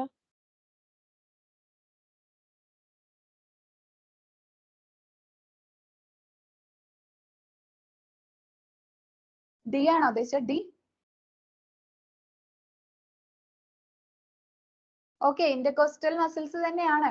ഓക്കെ, എത്ര ടൈപ്പ് മസിൽസ് നമുക്ക് കാണാൻ പറ്റുമായിരുന്നു ഈ ഒരു ഇൻസ്പിറേഷൻ അല്ലെങ്കിൽ എക്സ്പിറേഷനിൽ, റെസ്പിറേഷനിൽ ഇൻവോൾവ് ആയിട്ടുള്ള ഏതൊക്കെ മസിൽസ് ഇതിൽ നിന്ന് എടുത്ത് പറയാൻ പറ്റും?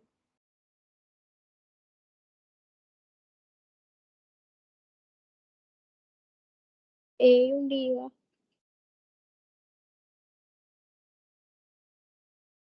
മസിൽസ് നോക്കുകയാണെങ്കിൽ എന്തുണ്ട്? അബ്ഡോമിനൽ മസിൽസ് ഉണ്ട്, ഇന്റർകോസ്റ്റൽ മസിൽസും. നമ്മള് തക്കിയില് അബ്ഡോമിനൽ മസിൽസും ഉണ്ട്, ഇന്റർകോസ്റ്റൽ മസിൽസും ഉണ്ട്. അതുപോലെ തന്നെ ഡയഫ്രോം നമ്മൾ പറഞ്ഞിട്ടുണ്ടായിരുന്നു അല്ലെ? റെസ്പിറേഷനിൽ ഇൻവോൾവ് ആയിട്ടുള്ള മസിൽസ് എന്ന് പറയുമ്പോൾ diaphragm, intercostal muscles, abdominal muscles.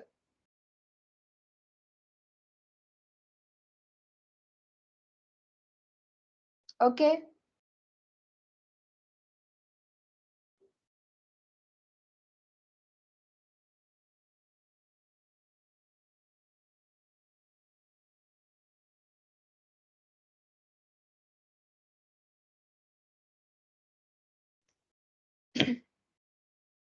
total volume of air a person can expire after normal inspiration is.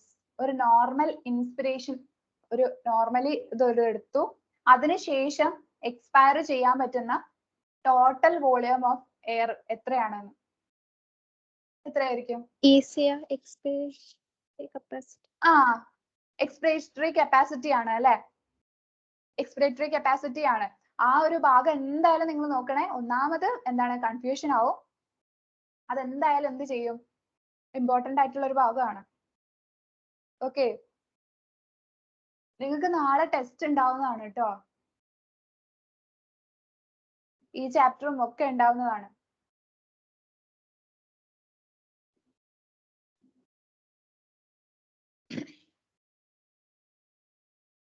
Okay, അപ്പം ഈ ചാപ്റ്റർ ഇവിടെ കഴിഞ്ഞിട്ടുണ്ട്. നമുക്ക് എന്ത് ചെയ്യാം?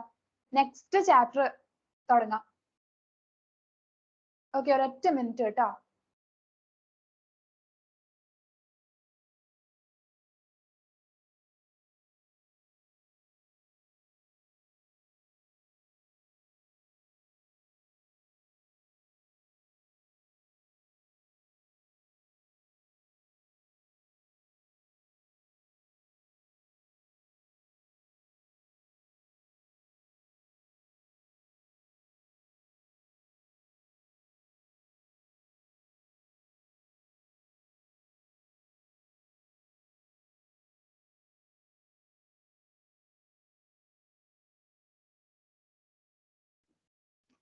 ഓക്കെ, അപ്പൊ നമ്മളെ നെക്സ്റ്റ് ചാപ്റ്റർ എന്ന് പറയുന്നത് എക്സ്ക്രീറ്ററി പ്രൊഡക്ട്സ് ആൻഡ് എലിമിനേഷൻ ആണ്. ഓക്കെ, നാളെ ടെസ്റ്റിന് ഇതാക്കുമ്പോൾ എന്തുണ്ടാവും? ബയോമോളിക്യൂൾസ് ഉണ്ടാവും. അപ്പൊ നമ്മളെ breathing and exchange of gases ഉണ്ടാവും. അതുപോലെ തന്നെ എന്തുണ്ടാവും? എക്സ്ക്രീറ്ററി പ്രൊഡക്ട്സ് ആൻഡ് എലിമിനേഷനും ഉണ്ടാവും. അതുപോലെ തന്നെ ഫസ്റ്റ് നമ്മൾ ഫ്രോഗും കോക്രോച്ചും എന്ത് ചെയ്തിട്ടുണ്ടായിരുന്നില്ല? ആ ടെസ്റ്റിന് അപ്പോഴത്തേക്ക് കഴിഞ്ഞിട്ടുണ്ടായിരുന്നില്ല. അപ്പൊ അതും എന്ത് ചെയ്യും? ആ ഒരു ടെസ്റ്റിൽ ഇൻക്ലൂഡ് ചെയ്യും. ഓക്കെ ആണോ? Okay, ma'am. ഓക്കെ, അപ്പൊ എക്സ്ക്രീഷൻ എന്ന് പറഞ്ഞാൽ എന്താണ്? Waste. നമ്മുടെ ശരീരത്തിൽ ഉണ്ടാവുന്ന മെറ്റബോളിക് വേസ്റ്റ്സിനെ എന്ത് ചെയ്യുക? എലിമിനേറ്റ് ചെയ്യുക അല്ലെ? ടിഷ്യൂസിൽ എന്തുണ്ടാവുന്നുണ്ട്? ടിഷ്യൂസിൽ അല്ലെങ്കിൽ സെൽസിന്ന് മെറ്റബോളിക് വേസ്റ്റ് ഉണ്ടാവുന്നുണ്ട്. അതിന് എന്ത് ചെയ്യുക? എലിമിനേറ്റ് ചെയ്ത് കളയുക. അപ്പം നമ്മുടെ ശരീരത്തിൽ ഉണ്ടാവുന്ന നൈട്രോജനസ് വേസ്റ്റ്സിനെ എലിമിനേറ്റ് ചെയ്യുന്ന രീതി, അല്ലെങ്കിൽ നൈട്രോജനസ് വേസ്റ്റ് ഏതാണ് നമ്മുടെ ശരീരത്തിൽ ഉണ്ടാവുന്നത് എന്നതിനനുസരിച്ചിട്ട് എന്തുണ്ടാവുന്നുണ്ട്? ആനിമൽസിനെ 3 ആയിട്ട് ക്ലാസിഫൈ ചെയ്തിട്ടുണ്ട്. ഓക്കെ,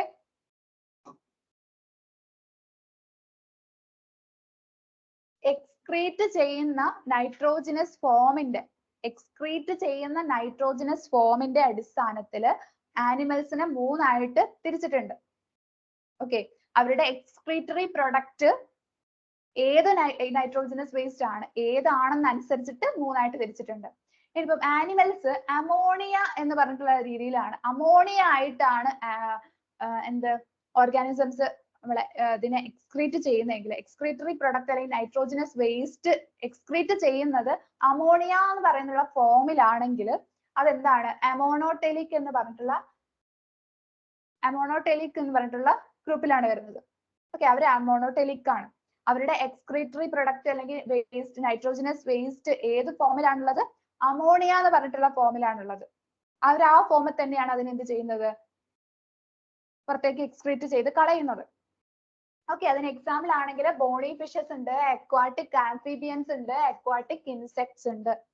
ഓക്കെ, അമോണിയ ഫോമിൽ തന്നെയാണ് അവരെന്ത് ചെയ്യുന്നത്, നൈട്രോജനസ് വേസ്റ്റിനെ എക്സ്ക്രീറ്റ് ചെയ്യുന്നതെങ്കിൽ അവർ അമോണോടെലിക് ആണ്.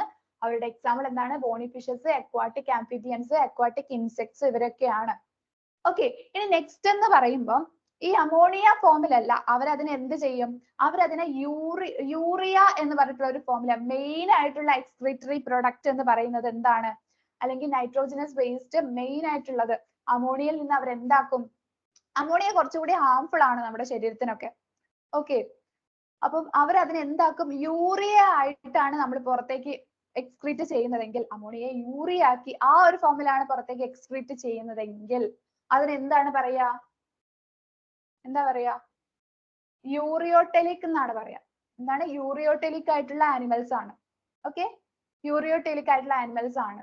നമ്മളൊക്കെ ഏതിലാണ് വരുന്നത്, ഈ ഒരു യൂറിയോടെലിക് എന്ന് പറഞ്ഞിട്ടുള്ള ഈ ഇതിലാണ് വരുന്നത്. Okay, mammals, amphibians, marine fishes ഇവരൊക്കെ യൂറിയ ഫോമിലാണ്. മെയിൻ ആയിട്ടുള്ള എക്സ്ക്രീറ്ററി പ്രൊഡക്റ്റ് എന്തായിരിക്കും, യൂറിയ എന്ന് പറഞ്ഞിട്ടുള്ള ഈ ഒരു ഫോമിലായിരിക്കും ഉണ്ടാവുക.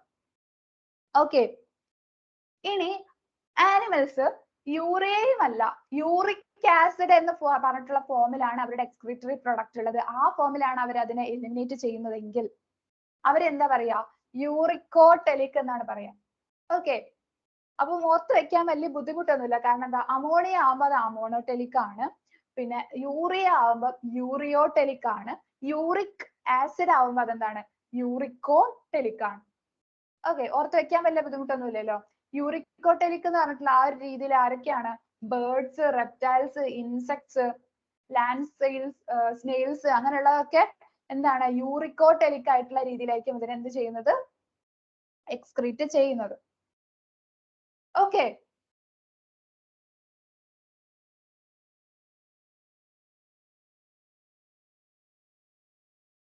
ഇനി നമ്മൾ കുറച്ച് ആനിമൽസിന്റെ എക്സ്ക്രീറ്ററി ഓർഗൻസ് എടുത്ത് നോക്കുവാണെങ്കിൽ, കുറച്ച് ആനിമൽസ്, കുറച്ചൊരു എക്സാമ്പിൾ എടുത്ത് നോക്കണം, എന്തൊക്കെ എക്സ്ക്രീറ്ററി ഓർഗൻസ് ഓരോ ആനിമൽസിലും കാണുന്നുണ്ടെന്ന് നോക്കിക്കഴിഞ്ഞാൽ, പ്രോട്ടോനെഫ്രീഡിയ അല്ലെങ്കിൽ പ്ലെയിൻ സെൽസ് കാണുന്ന ആനിമൽസ് ഏതൊക്കെയാണ്, എക്സ്ക്രീറ്ററി ഓർഗൻ എന്ന് പറഞ്ഞിട്ട് പ്രോട്ടോനെഫ്രീഡിയ കാണുന്നു അല്ലെങ്കിൽ പ്ലെയിൻ സെൽസ് കാണുന്നു. ഇങ്ങനെയുള്ളത് കാണുന്നത് ആരിലൊക്കെയാണ്, പ്ലാറ്റ്ഫോംസ്, റോട്ടിഫേഴ്സ്, പിന്നെ സം അനലിഡ്സ്, കുറച്ച് അനലിഡ്സിൽ, പിന്നെ എന്താണ് സെഫാലോകോഡൈറ്റ്സിൽ. ഓക്കെ, ഇവരിലൊക്കെ എന്താണ്, പ്രോട്ടോനെഫ്രീഡിയ അല്ലെങ്കിൽ പ്ലെയിൻ സെൽസ് ഒക്കെയാണ് എന്ത്, അവരുടെ എക്സ്ക്രീറ്ററി ഓർഗൻ ആയിട്ട് ആക്ട് ചെയ്യുന്നത്. ഓക്കെ, ഇനി നെഫ്രീഡിയ ആണ് എക്സ്ക്രീറ്ററി ഓർഗൻ എങ്കിൽ, ഓക്കെ, അത് കാണുന്നത് ആരിലൊക്കെയാണ്, എർത്ത് വേംസ്, പിന്നെ കുറച്ച് അനലിഡ്സിൽ, എർത്ത് വേംസിൽ കുറച്ച് അനലിഡ്സിലൊക്കെ എന്താണ്, നെഫ്രീഡിയ ആണ് അവരുടെ എക്സ്ക്രീറ്ററി ഓർഗൻ ആയിട്ട് കാണുന്നത്. ഇനി മാൽപീജിയൻ ട്യൂബ്യൂൾ ഏതിലായിരുന്നു, ഇൻസെക്റ്റില്. ഓക്കെ, പിന്നെ ആന്റിനൽ അല്ലെങ്കിൽ ഗ്രീൻ ഗ്ലാൻസ് ആരിലാണ് കാണുന്നത്, പ്രോണിലാണ് കാണുന്നത്. ഓക്കെ, പ്രോണിലൊക്കെ അതിനൊക്കെ എക്സാമ്പിൾ ആയിട്ട് വരുന്നത് എന്താണ്, പ്രോൺ ഒക്കെയാണ്. അവർക്ക് എന്താണുള്ളത്, ആന്റിനൽ അല്ലെങ്കിൽ ഗ്രീൻ ഗ്ലാൻസ് ആണുള്ളത്. ഓക്കെ, ഇനി കിഡ്നി കാണുന്നത് ആരിലൊക്കെയാണ്, വേർട്ടിബ്രേറ്റ്സിൽ ഏതാണ് എക്സ്ക്രീറ്ററി ഓർഗൻ, അവരുടെ കിഡ്നി ആണ് അവരുടെ എക്സ്ക്രീറ്ററി ഓർഗൻ ആയിട്ട് ആക്ട് ചെയ്യുന്നത്. ഓക്കെ, ഇനി നമ്മള് നമ്മുടെ ഹ്യൂമൻ എക്സ്ക്രീറ്ററി സിസ്റ്റത്തിലേക്ക് വന്നു. ഓക്കെ, അപ്പൊ ഹ്യൂമൻ എക്സ്ക്രീറ്ററി സിസ്റ്റം എന്ന് പറയുമ്പോൾ നമുക്ക് എന്താണുള്ളത് എക്സ്ക്രീറ്ററി ഓർഗൻ ആയിട്ട്? ഒന്ന് പറഞ്ഞേ. Kidney. നമ്മുടെ നമുക്ക് കിഡ്നി ആണുള്ളത്. ഓക്കെ, അപ്പൊ നമ്മളെ എക്സ്ക്രീറ്ററി സിസ്റ്റം എടുത്തു നോക്കുമ്പോൾ കിഡ്നി എക്സ്ക്രീറ്ററി ഓർഗൻ ആണ്. അപ്പം എക്സ്ക്രീറ്ററി സിസ്റ്റം എന്ന് പറയുമ്പോൾ ആ പാത്വേ ഡക്ട് ഇതൊക്കെ എടുത്തു നോക്കുമ്പോൾ എന്തൊക്കെ ഉണ്ട്? ഒരു പെയർ ഓഫ് കിഡ്നി ഉണ്ട്, 2 കിഡ്നി ഉണ്ട് അല്ലെ, ഒരു പെയർ ഓഫ് കിഡ്നി ഉണ്ട്, ഒരു പെയർ ഓഫ് യുറീറ്റേഴ്സ് ഉണ്ട്, പിന്നെന്താണ്, ഒരു യൂറിനറി ബ്ലാഡർ ഉണ്ട് അല്ലെ, ഒരു യൂറിനറി ബ്ലാഡർ ഉണ്ട്, അത് കഴിഞ്ഞിട്ട് എന്തുണ്ട്, യുറീത്ര ഉണ്ട് അല്ലെ, യുറീത്ര ഉണ്ട്, കിഡ്നി ഉണ്ട്, കിഡ്നിയിൽ നിന്ന് യുറീറ്റേഴ്സ് ഉണ്ട്, യുറീറ്റേഴ്സ് എവിടേക്ക് പോകും, യൂറിനറി ബ്ലാഡറിലേക്ക് പോകും, ബൈ യുറീത്ര പുറത്തേക്ക് പോകും. ഓക്കെ, ആ ഒരു ഓർഡറിൽ അതങ്ങ് ഓർത്ത് വെച്ചാൽ മതി. ഓക്കെ, അപ്പൊ നമ്മൾ കിഡ്നി എടുത്ത് നോക്കുവാണ്. കിഡ്നീനെ നമ്മൾ എടുത്തു നോക്കുമ്പോൾ കിഡ്നിയുടെ ഷേപ്പ് അല്ലെങ്കിൽ ആ ഒരു അപ്പിയറൻസ് എന്ന് പറയുമ്പോൾ റെഡിഷ് ബ്രൗൺ അല്ലെങ്കിൽ ബീൻ ഷേപ്ഡ് ആയിരിക്കും. റെഡിഷ് ബ്രൗൺ അല്ലെങ്കിൽ ബീൻ ഷേപ്ഡ് ആണ് കിഡ്നി എന്ന് പറയുന്നത്. എവിടെയാണ് ഉള്ളത്? Last thoracic and third lumbar, last thoracic vertebrae-യുടെയും തേർഡ് ലുംബാർ vertebrae-യുടെയും ഇടയിലായിട്ടാണ് ആര് കാണുന്നത്?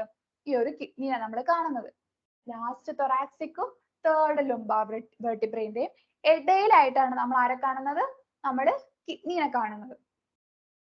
അവരുടെ സൈസ് നോക്കുവാണെങ്കിൽ ലെങ്ത് എന്ന് പറയുന്നത് ഒരു 10 to 12 സെന്റിമീറ്റർ ആയിരിക്കും അവർക്ക് length. 5 to 7 centimetre width, 2 to 3 centimetre thickness ഒക്കെയാണുള്ളത്. വെയിറ്റ് എന്ന് പറയുമ്പോൾ ഏകദേശം ഒരു 120 to 170 ഗ്രാം വെയിറ്റ് ഉണ്ട് ആർക്ക്? കിഡ്നിക്ക് 120 to 170 ഗ്രാം വെയിറ്റും ഉണ്ട്. നമ്മുടെ സ്ട്രക്ചർ നോക്കുവാണെങ്കിൽ എന്താണ് ഒരു ഒരു കോൺകേവ് സൈഡ് ഓഫ് കിഡ്നി, അവിടെ ഒരു എന്താ പറയാ, ഒരു ഹൈലം എന്ന് പറഞ്ഞിട്ടുള്ള ഒരു ഇതുണ്ടാവും. ഓക്കെ, ആ ഹൈലം എന്ന് പറഞ്ഞിട്ടുള്ള സ്ഥലത്തൂടെയാണ് എന്ത് ചെയ്യുന്നത്? ബ്ലഡ് വെസൽസും അങ്ങനെയുള്ള സാധനങ്ങളും ഇതൊക്കെ എന്ത് ചെയ്യുന്നത്? കിഡ്നിയിലേക്ക്, യുറീറ്റർ ഇതൊക്കെ എന്ത് ചെയ്യുന്നത്? കിഡ്നിയിലേക്ക് എൻറ്റർ ചെയ്യുന്നത് ഏതിലൂടെയാണ്? ഹൈലം എന്ന് പറഞ്ഞിട്ടുള്ള ഓപ്പണിങ്ങിലൂടെയാണ്. കിഡ്നിയുടെ കോൺകേവ് സൈഡിൽ, ഉള്ളിലേക്കുള്ള സൈഡിൽ എന്ത് ചെയ്യും? ഹൈലം എന്ന് പറഞ്ഞിട്ടുള്ള ഒരു ഓപ്പണിംഗ് ഉണ്ട്. ഈ ഓപ്പണിങ്ങിലൂടെയാണ് ബ്ലഡ് വെസൽസും നെർവ്സും പിന്നെ യുറീറ്ററും എന്തിലേക്ക് എൻറ്റർ ചെയ്യുന്നത്? കിഡ്നിയിലേക്ക് എൻറ്റർ ചെയ്യുന്നത്.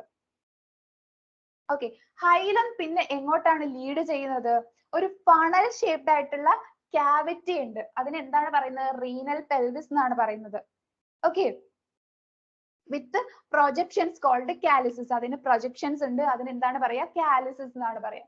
ഓക്കെ, ആ ഒരു ഫണൽ ഷേപ്ഡ് ആയിട്ടുള്ള ഒരു ക്യാവിറ്റി, ആ ഒരു ക്യാവിറ്റിനെയാണ് റീനൽ പെൽവിസ് എന്ന് പറയുന്നത്. ഫണൽ ഷേപ്ഡ് ആയിട്ടുള്ള ക്യാവിറ്റി ഉണ്ട്, റീനൽ പെൽവിസ് എന്ന് പറയും. അതിന് പ്രൊജക്ഷൻസ് ഉണ്ട്, അതിന് കാലിസിസ് എന്ന് പറയും. പിന്നെ കിഡ്നീനെ ഔട്ടർ കോർട്ടെക്സ്, ഇന്നർ മെഡുല എന്ന് പറഞ്ഞിട്ടുള്ള 2 റീജിയൻ ആയിട്ട് നമ്മൾ തിരിച്ചിട്ടുണ്ട്. Outer cortex, inner medulla.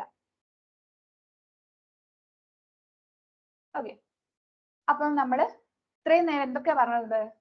ഒരു കോൺകേവ് സൈഡ് ഉണ്ട്, അവിടെ ഹൈലം എന്ന് പറഞ്ഞിട്ടുള്ള എന്തുണ്ട്? ഒരു ഓപ്പണിംഗ് ഉണ്ട് അല്ലെ. ആ ഒരു ഓപ്പണിങ്ങിലൂടെയാണ് ആരൊക്കെ ഉള്ളിലേക്ക് കയറുന്നത്?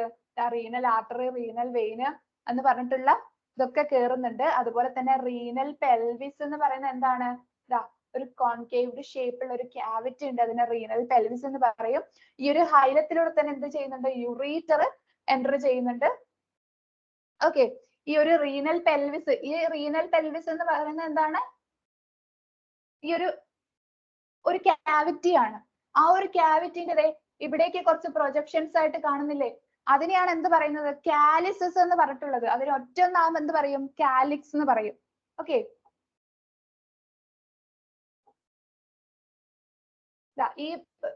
ഇതൊരു കോൺകേവ്ഡ് ഷേപ്പുള്ള ക്യാവിറ്റി.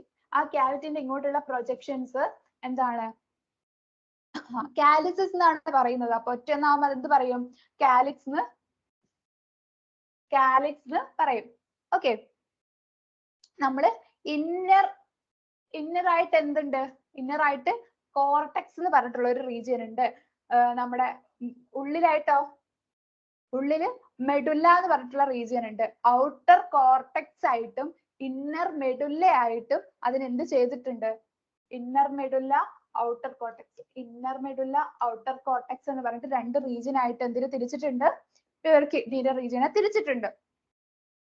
ഓക്കെ.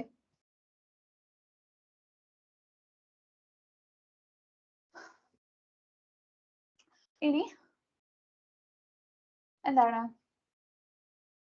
നമ്മള് നോക്കുകയാണെങ്കിൽ ഈ കോർട്ടെക്സിന്റെ ഭാഗമല്ലേ, ഈ കോർട്ടെക്സിന്റെ ഭാഗം ഈ ഒരു മെഡുല്ല എന്ന് പറഞ്ഞിട്ടുള്ള റീജിയനിൽ എന്ത് കാണാൻ പറ്റും? മെഡുല്ലറി പിരമിഡ്സ് കാണാൻ പറ്റും.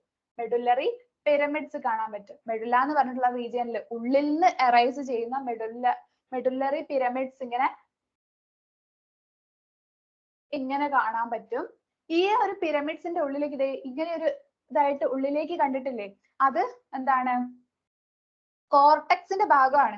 കോർട്ടെക്സ് ഇങ്ങനെ ഉള്ളിലേക്ക് ഇതായിട്ട് നിൽക്കുന്ന ആ ഒരു മെഡുല്ലറി റീജിയൻ അല്ലെങ്കിൽ മെഡുല്ലറി പിരമിഡിന്റെ ഉള്ളിലേക്ക് ഇങ്ങനെ കോളംസ് ആയിട്ട് എന്ത് കാണുന്നുണ്ട്? കോർട്ടെക്സ് റീജിയൻ കാണുന്നുണ്ട്. അതിനെന്താ പറയാ? റീനൽ കോളംസ് എന്നാണ് പറയാ. അതിനെന്താ പറയാ? റീനൽ കോളംസ് എന്നാണ് പറയുന്നത്. മെഡുല്ലറി റീജിയനിലേക്ക് അല്ലെങ്കിൽ മെഡുല്ലറി പിരമിഡിന്റെ ഇടയിലേക്ക് എന്ത് ചെയ്യും? കോർട്ടെക്സിന്റെ റീജിയൻ കാണുന്നുണ്ട്. അപ്പൊ അതിനെന്താ പറയാ? റീനൽ കോളംസ് എന്നാണ് പറയാ. ഒരു കോളം പോലെയാണ് കാണുന്നത്. അപ്പൊ എന്താണ്? ഇതാണ് പറയാ. അപ്പൊ ആ ഒരു ഇതിനെ പ്രത്യേകിച്ച് സ്പെഷ്യൽ ആയിട്ട് നമ്മൾ പറയുമ്പോൾ അതിനെന്ത് പറയും? കോളംസ് ഓഫ് ബർട്ട്നി എന്ന് പറയും. കോളംസ് ഓഫ് ബർട്ട്നി എന്ന് പറയും. ഓക്കെ, കോളംസ് ഓഫ് ബർട്ട്നി എന്ന് പറയുന്നത് എന്താണ്? ഈ ഒരു റീനൽ കോളംസ് ആണ്. നമ്മുടെ മെഡുല്ലറി പിരമിഡിന്റെ ഇടയിലേക്ക് അല്ലെങ്കിൽ മെഡുല്ലറി റീജിയനിലേക്ക് കോർട്ടെക്സിന്റെ ഭാഗം എന്ത് ചെയ്യും? കോളംസ് ആയിട്ട് ഉള്ളിലേക്ക് നിൽക്കും. അതിനെ റീനൽ കോളംസ് എന്ന് പറയും. അതിനതായിട്ട് കോളംസ് ഓഫ് ബർട്ട്നി എന്ന് പറയും.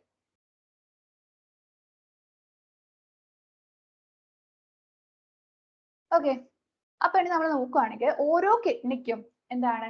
1,000,000 അതിന് അത്രയുള്ള ട്യൂബുലാർ നെഫ്രോൺസ് നമുക്ക് കാണാൻ പറ്റും. ട്യൂബുലാർ നെഫ്രോൺസ് കാണാൻ പറ്റും. 1,000,000 അടുത്ത് ഓരോ കിഡ്നിയിലും എന്തുണ്ടാവും? ട്യൂബുലാർ നെഫ്രോൺസ് ഉണ്ടാവും. ഈ ഒരു നെഫ്രോൺസിൽ നിന്നാണ് എന്ത് ചെയ്യുന്നത്? യൂറിൻ ഡ്രെയിൻ ചെയ്തിട്ട് എങ്ങോട്ട് പോകുന്നത്? റീനൽ പെൽവിസിലേക്ക് പോകുന്നത്.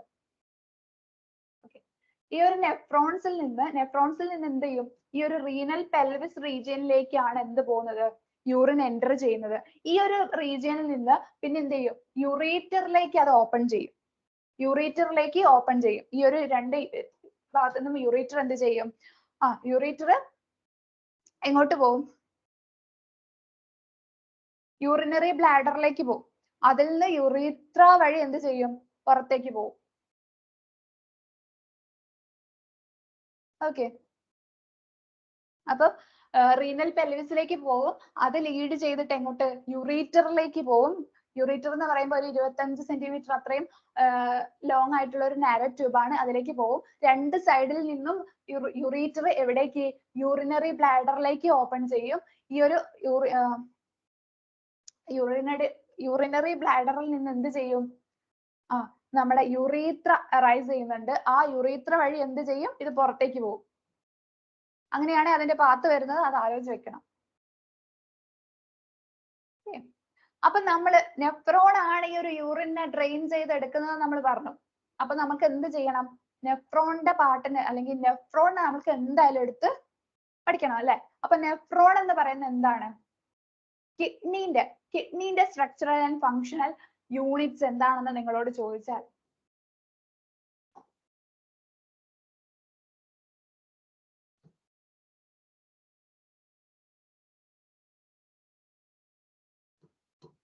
Structural and functional unit of kidney എന്ന് ചോദിച്ചാൽ നിങ്ങൾ എന്ത് പറയും?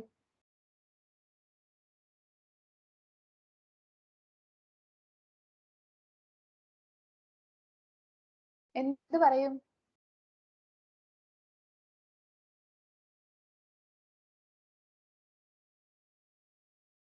എന്തെങ്കിലും ഒന്ന് പറ.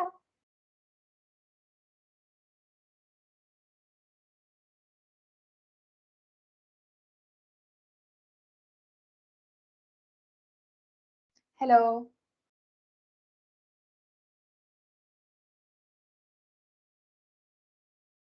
ഹലോ, കേൾക്കുന്നുണ്ടോ? കേൾക്കാഞ്ഞിട്ടാണോ?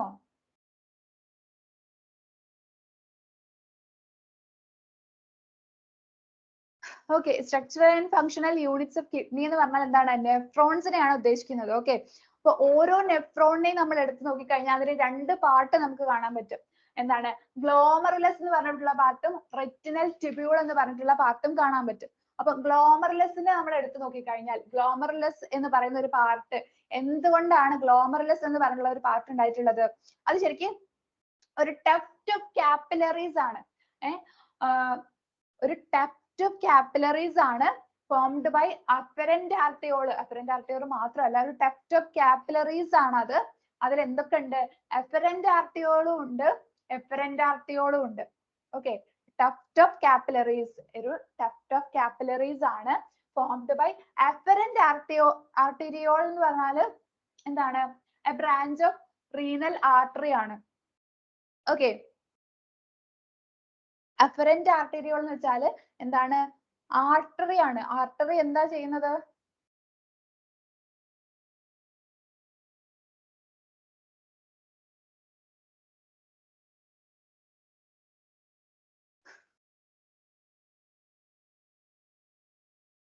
ക്യാരി ചെയ്ത് കൊണ്ടുപോകും.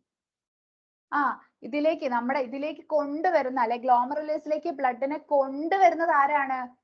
അഫറന്റ് ആർട്ടീരിയോൾ ആണ്. Okay, branch of renal artery ആണ്. ബ്ലഡിനെ എവിടേക്ക്? ഗ്ലോമറുലസിലേക്ക് കൊണ്ടുവരുന്നത് ആരാണ്? അഫറന്റ് ആർട്ടീരിയോൾ ആണ്. ഇനി ഈ ഒരു ഗ്ലോമറുലസിൽ നിന്ന് ബ്ലഡിനെ തിരിച്ച് കൊണ്ടുപോകുന്നത് ആരാണ്? എഫറന്റ് ആർട്ടീരിയോൾ ആണ്. ആരാണ്? Efferent arteriole. ആ ഒരു പേരിന്റെ ഡിഫറൻസ് നോക്കി നോക്കണേ. അഫറന്റ് ആണ് കൊണ്ടുവരുന്നത്, എഫറന്റ് ആണ് എന്ത് ചെയ്യുന്നത്? കൊണ്ടുപോകുന്നത്. ഓക്കെ, അപ്പൊ അതിനെന്താണ് പറയുന്നത്? റീനൽ വെയിൻസ് എന്നാണ് പറയുന്നത്. ഓക്കെ, ഇതെല്ലാം കൂടി ചേർന്നിട്ടുള്ള ടെഫ്റ്റ് ഓഫ് കാപ്പിലറീസ് ആണ് എന്ത്? ഗ്ലോമറുലസ് എന്ന് പറയുന്നത്. ഓക്കെ, നെക്സ്റ്റ് എന്ന് പറയുന്നത് എന്താണ്? Renal tubule. റീനൽ ട്യൂബ്യൂൾ എന്ന് പറയുന്ന ഒരു പാർട്ട്.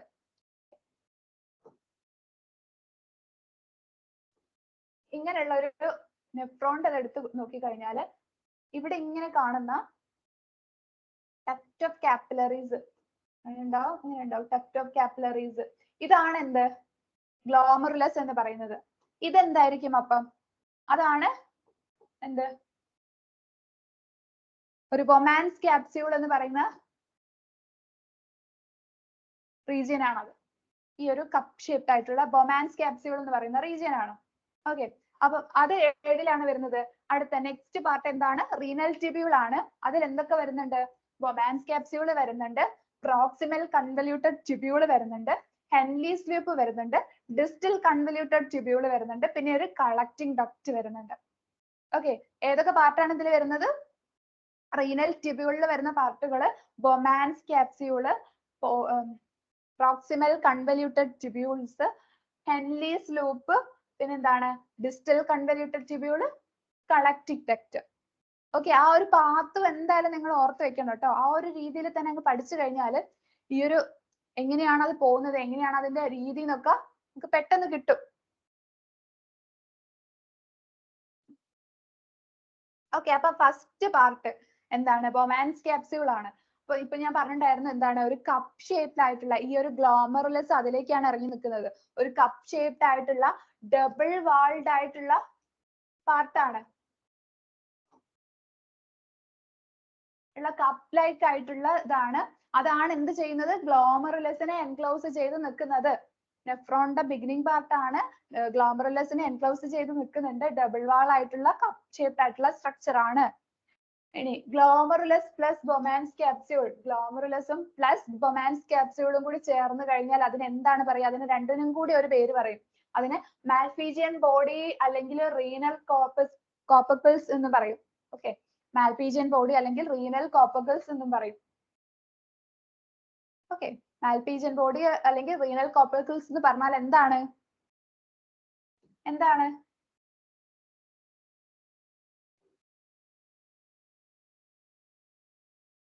എന്താണ് മാൽപീജിയൻ ബോഡി അല്ലെങ്കിൽ റീനൽ കോർപ്പക്കിൾസ് എന്ന് പറഞ്ഞാൽ എന്താണ്? ഗ്ലോമറുലസും ബൊമാൻ ക്യാപ്സ്യൂൾ. ഓക്കെ, അത് രണ്ടും കൂടി ചേർന്ന് കഴിഞ്ഞാൽ അതിന് എന്താണ് പറയാ?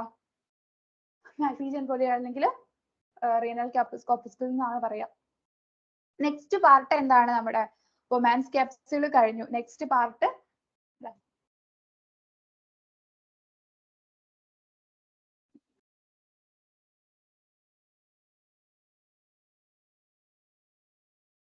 നെക്സ്റ്റ് ഇങ്ങനെയുള്ള ഈ ഒരു പാർട്ടിനെയാണ് എന്ത്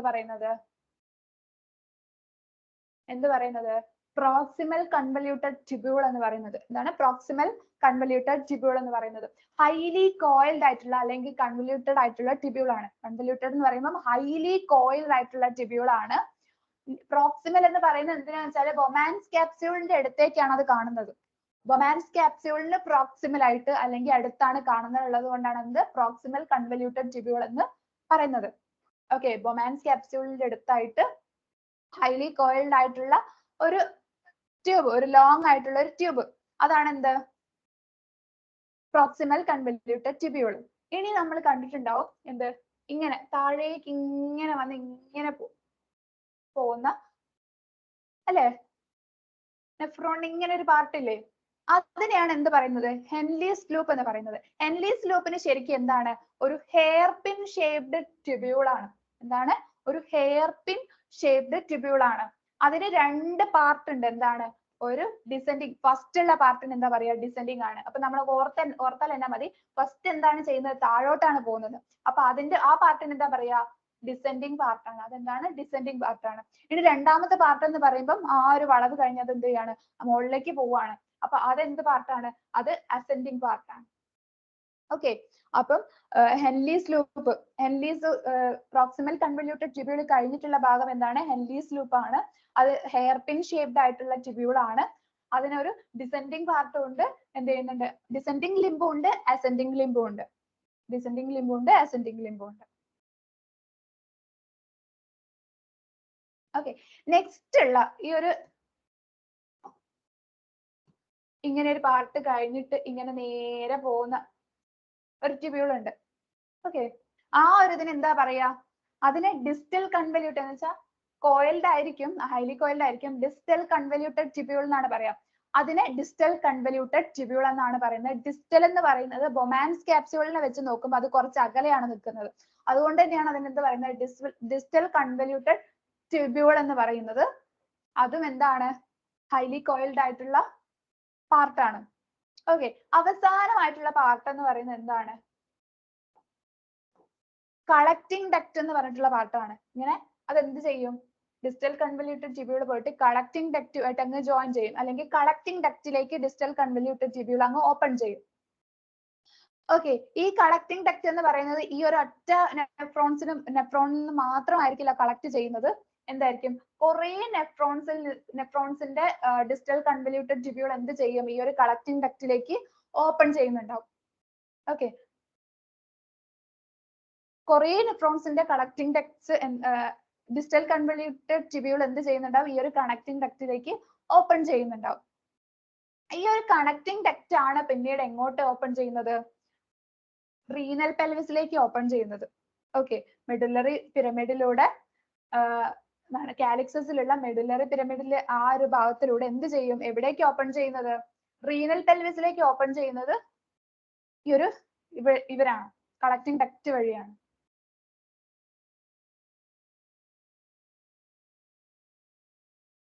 ഓക്കെ, ഈ ഒരു നമ്മുടെ ഹെൻലീസ് ലൂപ്പ് എന്ന് പറയണ്ടായിരുന്നില്ലേ? ഹെൻലീസ് ലൂപ്പിന്റെ ലെങ്തിനെ അടിസ്ഥാനപ്പെടുത്തിയിട്ട് നെഫ്രോൺസിനെ രണ്ടായിട്ട് തിരിച്ചിട്ടുണ്ട്. ഓക്കെ, ഹെൻലീസ് ലൂപ്പിന്റെ ലെങ്തിനെ വെച്ച് നോക്കിയിട്ട് എന്ത് ചെയ്തിട്ടുണ്ട്? രണ്ടായിട്ട് തിരിച്ചിട്ടുണ്ട്. ഏതൊക്കെയാണ്? കോർട്ടിക്കൽ നെഫ്രോൺസ് അവരാണ് 85% കാണുന്നത്. ഓക്കെ, കോർട്ടിക്കൽ നെഫ്രോൺസ് ഇവരെന്താണ്? ഹെൻലീസ് ലൂപ്പ് ഭയങ്കര ചെറുതായിരിക്കും, കുറച്ചേ ഉണ്ടാവുള്ളൂ. എന്ത്? ഹെൻലീസ് ലൂപ്പ് അത് ചെറുതായിരിക്കും. അവര് മെയിൻലി എവിടെയാണ് കാണുന്നത്? കോർട്ടെക്സ് റീജിയനിലാണ് കാണുന്നത്. അതുകൊണ്ട് തന്നെയാണ് അവർ എന്ത് പറയുന്നത്? കോർട്ടിക്കൽ നെഫ്രോൺസ് എന്ന് പറയുന്നത്. ഓക്കെ, മെയിൻലി കോർട്ടെക്സ് റീജിയനിലാണ് കാണുന്നത്. അവരുടെ കുറച്ച് ഭാഗം മാത്രമേ എവിടേക്ക് ഉണ്ടാവുള്ളൂ? മെഡുലറി റീജിയനിലേക്കും അല്ലെങ്കിൽ മെഡുല്ലയിലേക്ക് കാണുന്നുള്ളൂ. ഓക്കെ, അതുകൊണ്ട് തന്നെയാണ് അവരെന്ത് പറയുന്നത് കോർട്ടിക്കൽ നെഫ്രോൺസ് എന്ന് പറയുന്നത്. ഏകദേശം ഒരു 85% ആരാണ് കോർട്ടിക്കൽ നെഫ്രോൺസ് ആണുള്ളത്. ഇനി നെക്സ്റ്റ് എന്ന് പറയുന്ന ആരാണ് ജെക്സ്ട്രാ മെഡുലറി നെഫ്രോൺസ് എന്ന് പറയും. ജെക്സ്ട്രാ മെഡുലറി നെഫ്രോൺസ് എന്ന് പറയുന്നത് എന്താണ്? ഹെൻലീസ് ലൂപ്പ് ഭയങ്കര ലോങ് ആയിരിക്കും. ഹെൻലീസ് ലൂപ്പ് എന്തായിരിക്കും? ഭയങ്കര ലോങ് ആയിരിക്കും. അതെന്ത് ചെയ്യും? മെഡുല്ലയിലേക്ക് ഇങ്ങനെ ഡീപ്പായിട്ട് റൺ ചെയ്യുന്നുണ്ട്. മെഡുല്ലയിലേക്ക് കുറച്ചുകൂടി ഡീപ്പായിട്ട് നിൽക്കുന്ന ആരാണ്? ജെക്സ്ട്രാ മെഡുലറി നെഫ്രോൺസ് ആണ്. ഓക്കെ, ഇനി നമ്മൾ പറഞ്ഞിട്ടായിരുന്നു അഫറന്റ് ആർട്ടീരിയോൾ ആണ്. അഫറന്റ് ആണ് എന്ത് ചെയ്യുന്നത്? അഫറന്റ് ആണ് എന്ത് ബ്ലഡിനെ എങ്ങോട്ട് കൊണ്ടുവരുന്നത്? ഗ്ലോമറുലസിലേക്ക് കൊണ്ടുവരുന്നത്. ഓക്കെ, ഇനി എഫറന്റ് ആണ് എന്ത് ചെയ്യുന്നത്? എഫറന്റ് ആണ് എന്ത് ചെയ്യുന്നത്? എന്ത് കൊണ്ടുപോകുന്നത് അല്ലെ? അപ്പൊ ഗ്ലോമറുലസിൽ നിന്ന് വരുന്ന എഫറന്റ് ആർട്ടീരിയോൾസ് അതെന്ത് ചെയ്യും? ഒരു കാപ്പിലറി നെറ്റ്വർക്ക് ആയിട്ട് മാറുന്നുണ്ട്. അതിനെന്താണ്? പെരിട്യൂബുലാർ കാപ്പിലറീസ് എന്നാണ് പറയുന്നത്. ഓക്കെ, റീനൽ ട്യൂബ്യൂളിന്റെ റൗണ്ടിലായിട്ട് അവരിങ്ങനെ കാണുന്നുണ്ട്. ഓക്കെ, എന്താണ് എഫറന്റ് ആർട്ടീരിയോള്? ഈ ഒരു ഗ്ലോമറുലസിൽ നിന്ന് വരുന്ന എഫറന്റ് ആർട്ടീരിയോൾസ് ഒരു ഫൈൻ കാപ്പിലറി നെറ്റ്വർക്ക് ആയിട്ട് മാറുന്നുണ്ട്. അതിനെ പെരിട്യൂബുലാർ കാപ്പിലറീസ് എന്നാണ് പറയുന്നത്. അവര് റീനൽ ട്യൂബ്യൂളിന്റെ അതായിട്ട് എന്ത് ചെയ്യും? അറൗണ്ട് ആയിട്ട് അവരെ കാണുന്നുണ്ട്. ഓക്കെ, ഇതിന്റെ ഒരു ചെറിയ വെസൽ എന്ത് ചെയ്യുന്നുണ്ട്? നമ്മുടെ ഹെൻലീസ് ലൂപ്പിന്റെ ഇതിനെ പാരലൽ ആയിട്ട് എന്ത് ചെയ്യും? റൺ ചെയ്യുന്നുണ്ട്. ഒരു യു ഷേപ്ഡ് ആയിട്ട് എന്താക്കും? ഈ ഒരു നെറ്റ്വർക്കിന്റെ ഇതിന്റെ ഒരു ചെറിയൊരു എന്താണ് ഒരു മൈന്യൂട്ട് വെസല് അതിന്റെ ഒരു നെറ്റ്വർക്ക് എന്ത് ചെയ്യുന്ന വെച്ചാല് ഈ ഒരു ഹെൻലീസ് ലൂപ്പിന് പാരലൽ ആയിട്ട് ഇതാണ് ഹെൻലീസ് ലൂപ്പെങ്കിൽ അതിന് പാരലൽ ആയിട്ട് എന്ത് ചെയ്യുന്നുണ്ട്? റൺ ചെയ്യുന്നുണ്ട്. ഓക്കെ, അതിന് എന്താണ് പറയാ? വാസ റെക്റ്റ എന്നാണ് പറയാ. എന്താണ് പറയാ? വാസ റെക്റ്റ എന്നാണ് പറയാ.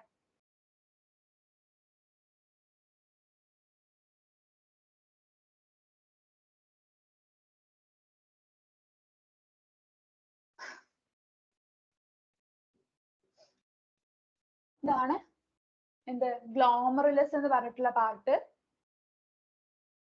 ഗ്ലോമറുലസ് എന്ന് പറഞ്ഞിട്ടുള്ള എന്ത് പാർട്ട്. ഓക്കെ, കാപ്പിലറീസ് വെയിൻസ് അതൊക്കെ ഉള്ള പാർട്ട്. ഇതാണ് എന്ത് ബൊമാൻസ് ക്യാപ്സ്യൂൾ. ഈ ഒരു മഞ്ഞ ഇതിലുള്ളതാണ് ബൊമാൻസ് ക്യാപ്സ്യൂൾ എന്ന് പറയുന്നത്. രണ്ടും കൂടി ആവുമ്പോ എന്താവും? റീനൽ കോർപ്പക്കിൾസ് ആവും, അല്ലെങ്കിൽ ആൽഫീജിയൻ ബോഡി ആവും. അത് കഴിഞ്ഞിട്ട് എന്ത്? പ്രോക്സിമൽ കൺവല്യൂട്ടഡ് ട്യൂബ്യൂൾ ഉണ്ട്. ഓക്കെ, പിന്നെ ഏതാ? ഡിസെൻഡിങ് ഓഫ് ഹെൻലീസ് ട്യൂബിന്റെ ഡിസെൻഡിങ് ലിംബ്, അത് കഴിഞ്ഞിട്ടുള്ള അസെൻഡിങ് ലിംബ്. അത് കഴിഞ്ഞിട്ട് എന്താവും? ആ അസെൻഡിങ് ലിംബ് കഴിഞ്ഞിട്ടുള്ളതിന് എന്താണ് പറയുന്നത്? ഡിസ്റ്റൽ കൺവല്യൂട്ടഡ് ട്യൂബ്യൂൾ എന്നാണ് പറയുന്നത് അല്ലെ? അസെൻഡിങ് ലിംബ് കഴിഞ്ഞിട്ട് മുകളിലേക്ക് ഈ ഒരു കോയിൽഡ് ആയിട്ടുള്ളതിനെ ഡിസ്റ്റൽ കൺവല്യൂട്ടഡ് ട്യൂബ്യൂൾ എന്ന് പറയും. ആ ഒരു ഡിസ്റ്റൽ കൺവല്യൂട്ടഡ് ട്യൂബ്യൂൾ എന്തിലേക്കാണ് വന്ന് ജോയിൻ ചെയ്യുന്നത്?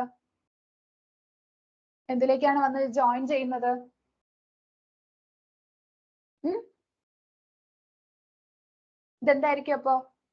അത് കളക്ടിങ് ഡക്റ്റ് ആയിരിക്കും. ഓക്കെ,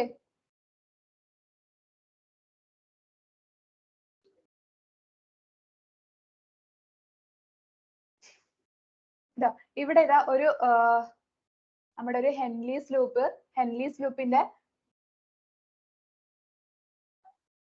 എഫറന്റ് ആർട്ടീരിയോൾസിൽ നിന്ന് ഹെൻലീസ് ലൂപ്പിന് പാരലൽ ആയിട്ട് കണ്ടോ?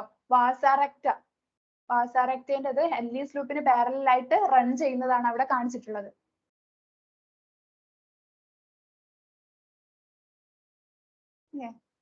ഇതിപ്പോ കാണിച്ചത് തന്നെയാണ്, ഇത് നിങ്ങൾക്ക് അറിയുന്നത് തന്നെയാണ്. അതെ, ഗ്ലോമറുലസ്, ബൊമാൻസ് ക്യാപ്സ്യൂള്,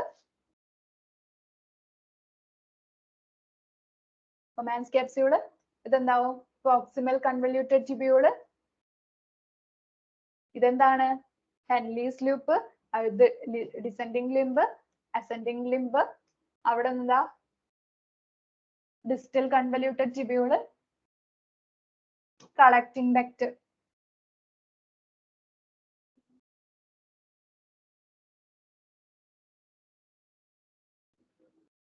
ഓക്കെ, ഇനി നമ്മൾ യൂറിൻ ഫോർമേഷൻ നോക്കുവാണ്, എങ്ങനെയാണ് യൂറിൻ ഫോർമേഷൻ നടക്കുന്നത് എന്നുള്ളത്.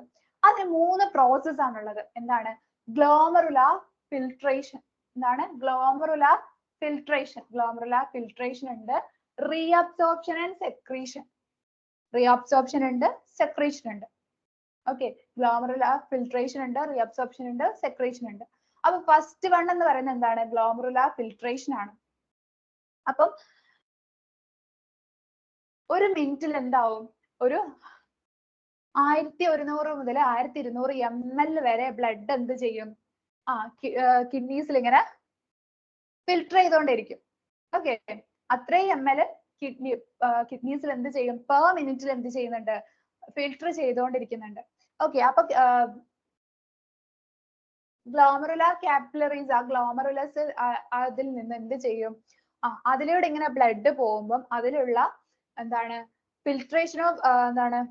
അതിന്റെ ഫിൽട്രേഷൻ നടക്കും. അതിലൂടെ ഇങ്ങനെ ബ്ലഡ് പോകുമ്പോൾ അതിലുള്ളത് എന്താക്കും? ഫിൽട്ടർ ചെയ്ത് ഇവരിങ്ങനെ എടുക്കും. ഇതിലൂടെ ഇങ്ങനെ ബ്ലഡ് പാസ് ചെയ്യുമ്പോൾ എന്താണ്? ഇവിടെയാണ് എന്ത്? ഫിൽട്രേഷൻ നടക്കുന്നത്. ഓക്കെ, അപ്പം ഈ ഒരു 3 ലേയേഴ്സ് ഉള്ള ഇതുണ്ട്. അതിലൂടെയാണ് എന്ത് ചെയ്യുന്നത്? ഫിൽട്രേഷൻ നടക്കുന്നത്. എന്താണ്? Endothelium of glomerular blood vessels. Glomerular blood വെസൽസിന്റെ എൻഡോത്തീലിയം, അതുപോലെ തന്നെ epithelium of Bowman's capsule. Bowman's ക്യാപ്സ്യൂളിന്റെ എപ്പിത്തീലിയം, പിന്നെ ഒരു ബേസ്മെന്റ് മെംബ്രെയിൻ ഉണ്ട്. ഈ ഒരു 2 ലെയറിന്റെയും ഉള്ളിലുള്ള ഒരു ബേസ്മെന്റ് മെംബ്രെയിൻ. അതിലും ആ 3 ലെയേഴ്സിലൂടെയുമാണ് എന്ത് ചെയ്യുന്നത്? ഈ ഒരു എന്ത് നടക്കുന്നത്? ഒരു ഫിൽട്രേഷൻ നടക്കുന്നത്. ആ ഫിൽട്രേഷൻ നടക്കുന്നത് എന്തുകൊണ്ടാന്ന് വെച്ചാൽ ഭയങ്കര ശക്തിയിലാണ് എന്ത് വരുന്നത്? ബ്ലഡ് വരുന്നത്. ആ ഒരു ബ്ലഡ് പ്രഷർ ആണ് ശരിക്കും എന്ത് ചെയ്യുന്നത്? ഈ ഒരു ഫിൽട്രേഷന് കാരണമാവുന്നത്. ഓക്കെ, എന്ത് ചെയ്യും? ഈ ഒരു 3 ലെയർ ഉണ്ട്. ആ 3 ലെയർ എന്തിന് കാരണമാകുന്നുണ്ട്? ഈ ഒരു വരുന്ന കാപ്പിലറീസിൽ നിന്ന് വരുന്ന ബ്ലഡിന്റെ ഫിൽട്രേഷന്, അതിൽ നിന്നുള്ള എന്ത് ചെയ്യും? ഡിഫ്യൂസ് ചെയ്ത് അല്ലെങ്കിൽ ഫിൽട്ടർ ചെയ്തിട്ട് ഇങ്ങനെ താഴേക്ക് വരാനുള്ളതിന് കാരണമാവുന്നത്. ഓക്കെ, അങ്ങനെ കാരണമാകുന്നത് എന്തുകൊണ്ടാണ്? ഹൈ ആയിട്ടുള്ള ബ്ലഡ് പ്രഷറിലാണ് എന്ത് വരുന്നത്? ബ്ലഡ് പ്രഷർ ഭയങ്കര ഹൈ ആയിട്ടുള്ളതിലാണ് ഈ ഒരു അഫറന്റ് വെസലിൽ നിന്നും അല്ലെങ്കിൽ ആ കാപ്പിലറീസിൽ നിന്ന് എന്ത് വരുന്നത്? ബ്ലഡ് വരുന്നത്. ഓക്കെ,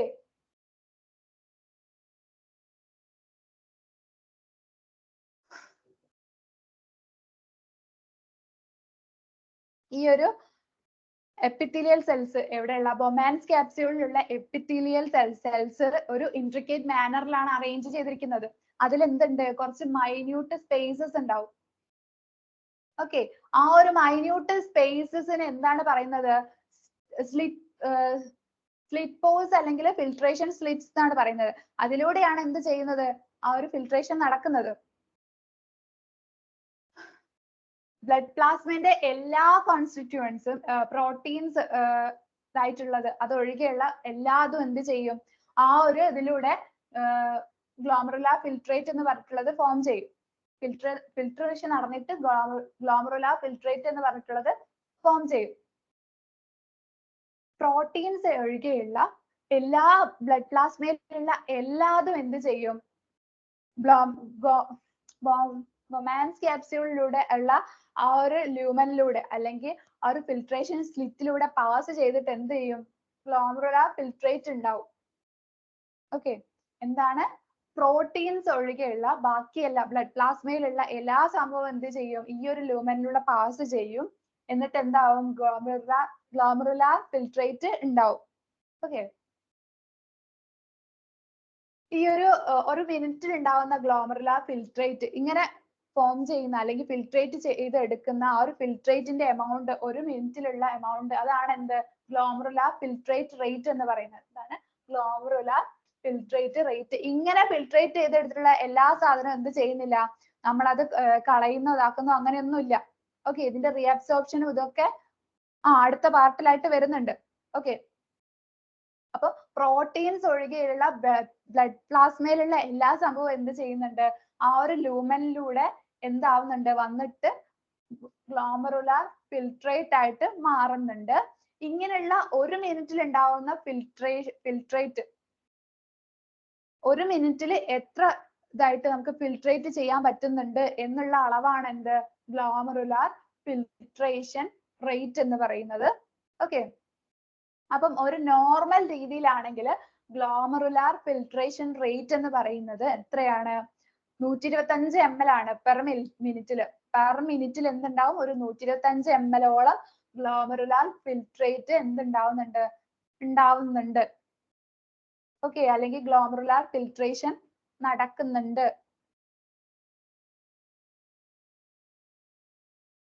രണ്ടാമത് പറഞ്ഞാൽ എന്താണ്? ട്യൂബുലാർ റീഅബ്സോർപ്ഷൻ ആണ്. ഓക്കെ, നമ്മള് ഫിൽട്രേറ്റ് ഉണ്ടായി കഴിഞ്ഞു, ഗ്ലോമറുലാർ ഫിൽട്രേറ്റ് ഉണ്ടാക്കി കഴിഞ്ഞു. ആ ഒരു പ്രോസസ്സ് കഴിഞ്ഞിട്ട് എന്താണ്? ട്യൂബുലാർ റീഅബ്സോർപ്ഷൻ ആണ് നടക്കുന്നത്. ഈ ഒരു പ്രോസസ്സിൽ എന്താണ്? മേജർ പോർഷൻ ഓഫ് വാട്ടറിന്റെ മേജർ പോർഷനും അതുപോലെ തന്നെ യൂസ്ഫുൾ ആയിട്ടുള്ള സബ്സ്റ്റൻസസും നമ്മുടെ ശരീരത്തിന് വേണ്ടിയുള്ളതും അവർക്ക് യൂസ്ഫുൾ ആയിട്ടുള്ള സബ്സ്റ്റൻസസും ഒക്കെ എന്ത് ചെയ്യും? റീഅബ്സോർബ് ചെയ്യും. ഈ ഒരു ഫിൽട്രേറ്റിൽ നിന്ന് റീഅബ്സോർബ് ചെയ്യും. ഓക്കെ, എന്താണ് ട്യൂബുലാർ റീഅബ്സോർപ്ഷൻ എന്ന് പറഞ്ഞാല്? ഗ്ലോമറുലാർ ഫിൽട്രേറ്റ് എന്ന് പറഞ്ഞു കഴിഞ്ഞാൽ നമുക്ക് ആവശ്യമുള്ള കുറേ സാധനങ്ങൾ അതിലുണ്ട്. ഓക്കെ, ആ ഒരു ഫിൽട്രേറ്റിൽ നിന്ന് എന്ത് ചെയ്യും? വാട്ടറിന്റെ മേജർ പോർഷനും അതുപോലെ തന്നെ നമ്മുടെ യൂസ്ഫുൾ ആയിട്ടുള്ള കുറേ സബ്സ്റ്റൻസസും ഒക്കെ എന്ത് ചെയ്യും? ഫിൽട്രേറ്റ് ചെയ്ത് റീനൽ ട്യൂബ്യൂൾസിലേക്ക് എടുക്കും. ഓക്കെ, അതിൽ എന്തൊക്കെ തിരിച്ചെടുക്കുന്നുണ്ട്? ഗ്ലൂക്കോസ്, അമിനോ ആസിഡ്സ്, പിന്നെ എന്താണ് സോഡിയം, അതിന്റെ ഒക്കെ റീഅബ്സോർപ്ഷൻ എന്തായി നടക്കും? ആക്റ്റീവ് ആയിട്ട് നടക്കും. ഗ്ലൂക്കോസ്, അമിനോ ആസിഡ്സ്, Na+ ഇതൊക്കെ അല്ലേ, അതിന്റെ ഒക്കെ എന്താണ് റീഅബ്സോർപ്ഷൻ നടക്കും. ഓക്കെ, പിന്നെ എന്താണ് ഇതിന്റെ ഒരു ഭാഗമായിട്ട് തന്നെ എന്താവുന്നുണ്ട്? ഓസ്മോളാരിറ്റി മെയിൻറ്റെയിൻ ചെയ്യാൻ വേണ്ടിയിട്ട് ഒരു ചെറിയ എമൗണ്ട് ഓഫ് യൂറിയ എന്ത് ചെയ്യും? ചെറിയൊരു എമൗണ്ട് യൂറിയയും കൂടി എങ്ങോട്ട് ഇതാക്കുന്നുണ്ട്? അവർ ഫിൽട്രേറ്റ് ചെയ്ത് ആ ഇതിൽ നിന്ന് യൂറിയയും കൂടി എന്ത് ചെയ്യുന്നുണ്ട്? അബ്സോർബ് ചെയ്ത് എടുക്കുന്നുണ്ട്.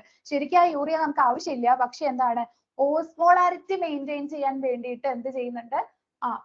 കുറച്ച് എമൗണ്ട് യൂറിയയും കൂടി എന്ത് ചെയ്യുന്നുണ്ട്? ഈ ഒരു ഫിൽട്രേറ്റിൽ നിന്ന് അബ്സോർബ് ചെയ്ത് എടുക്കുന്നുണ്ട്. ഈ ഒരു proximal convoluted tubule, glomerular filtrate എന്ത് ചെയ്യും?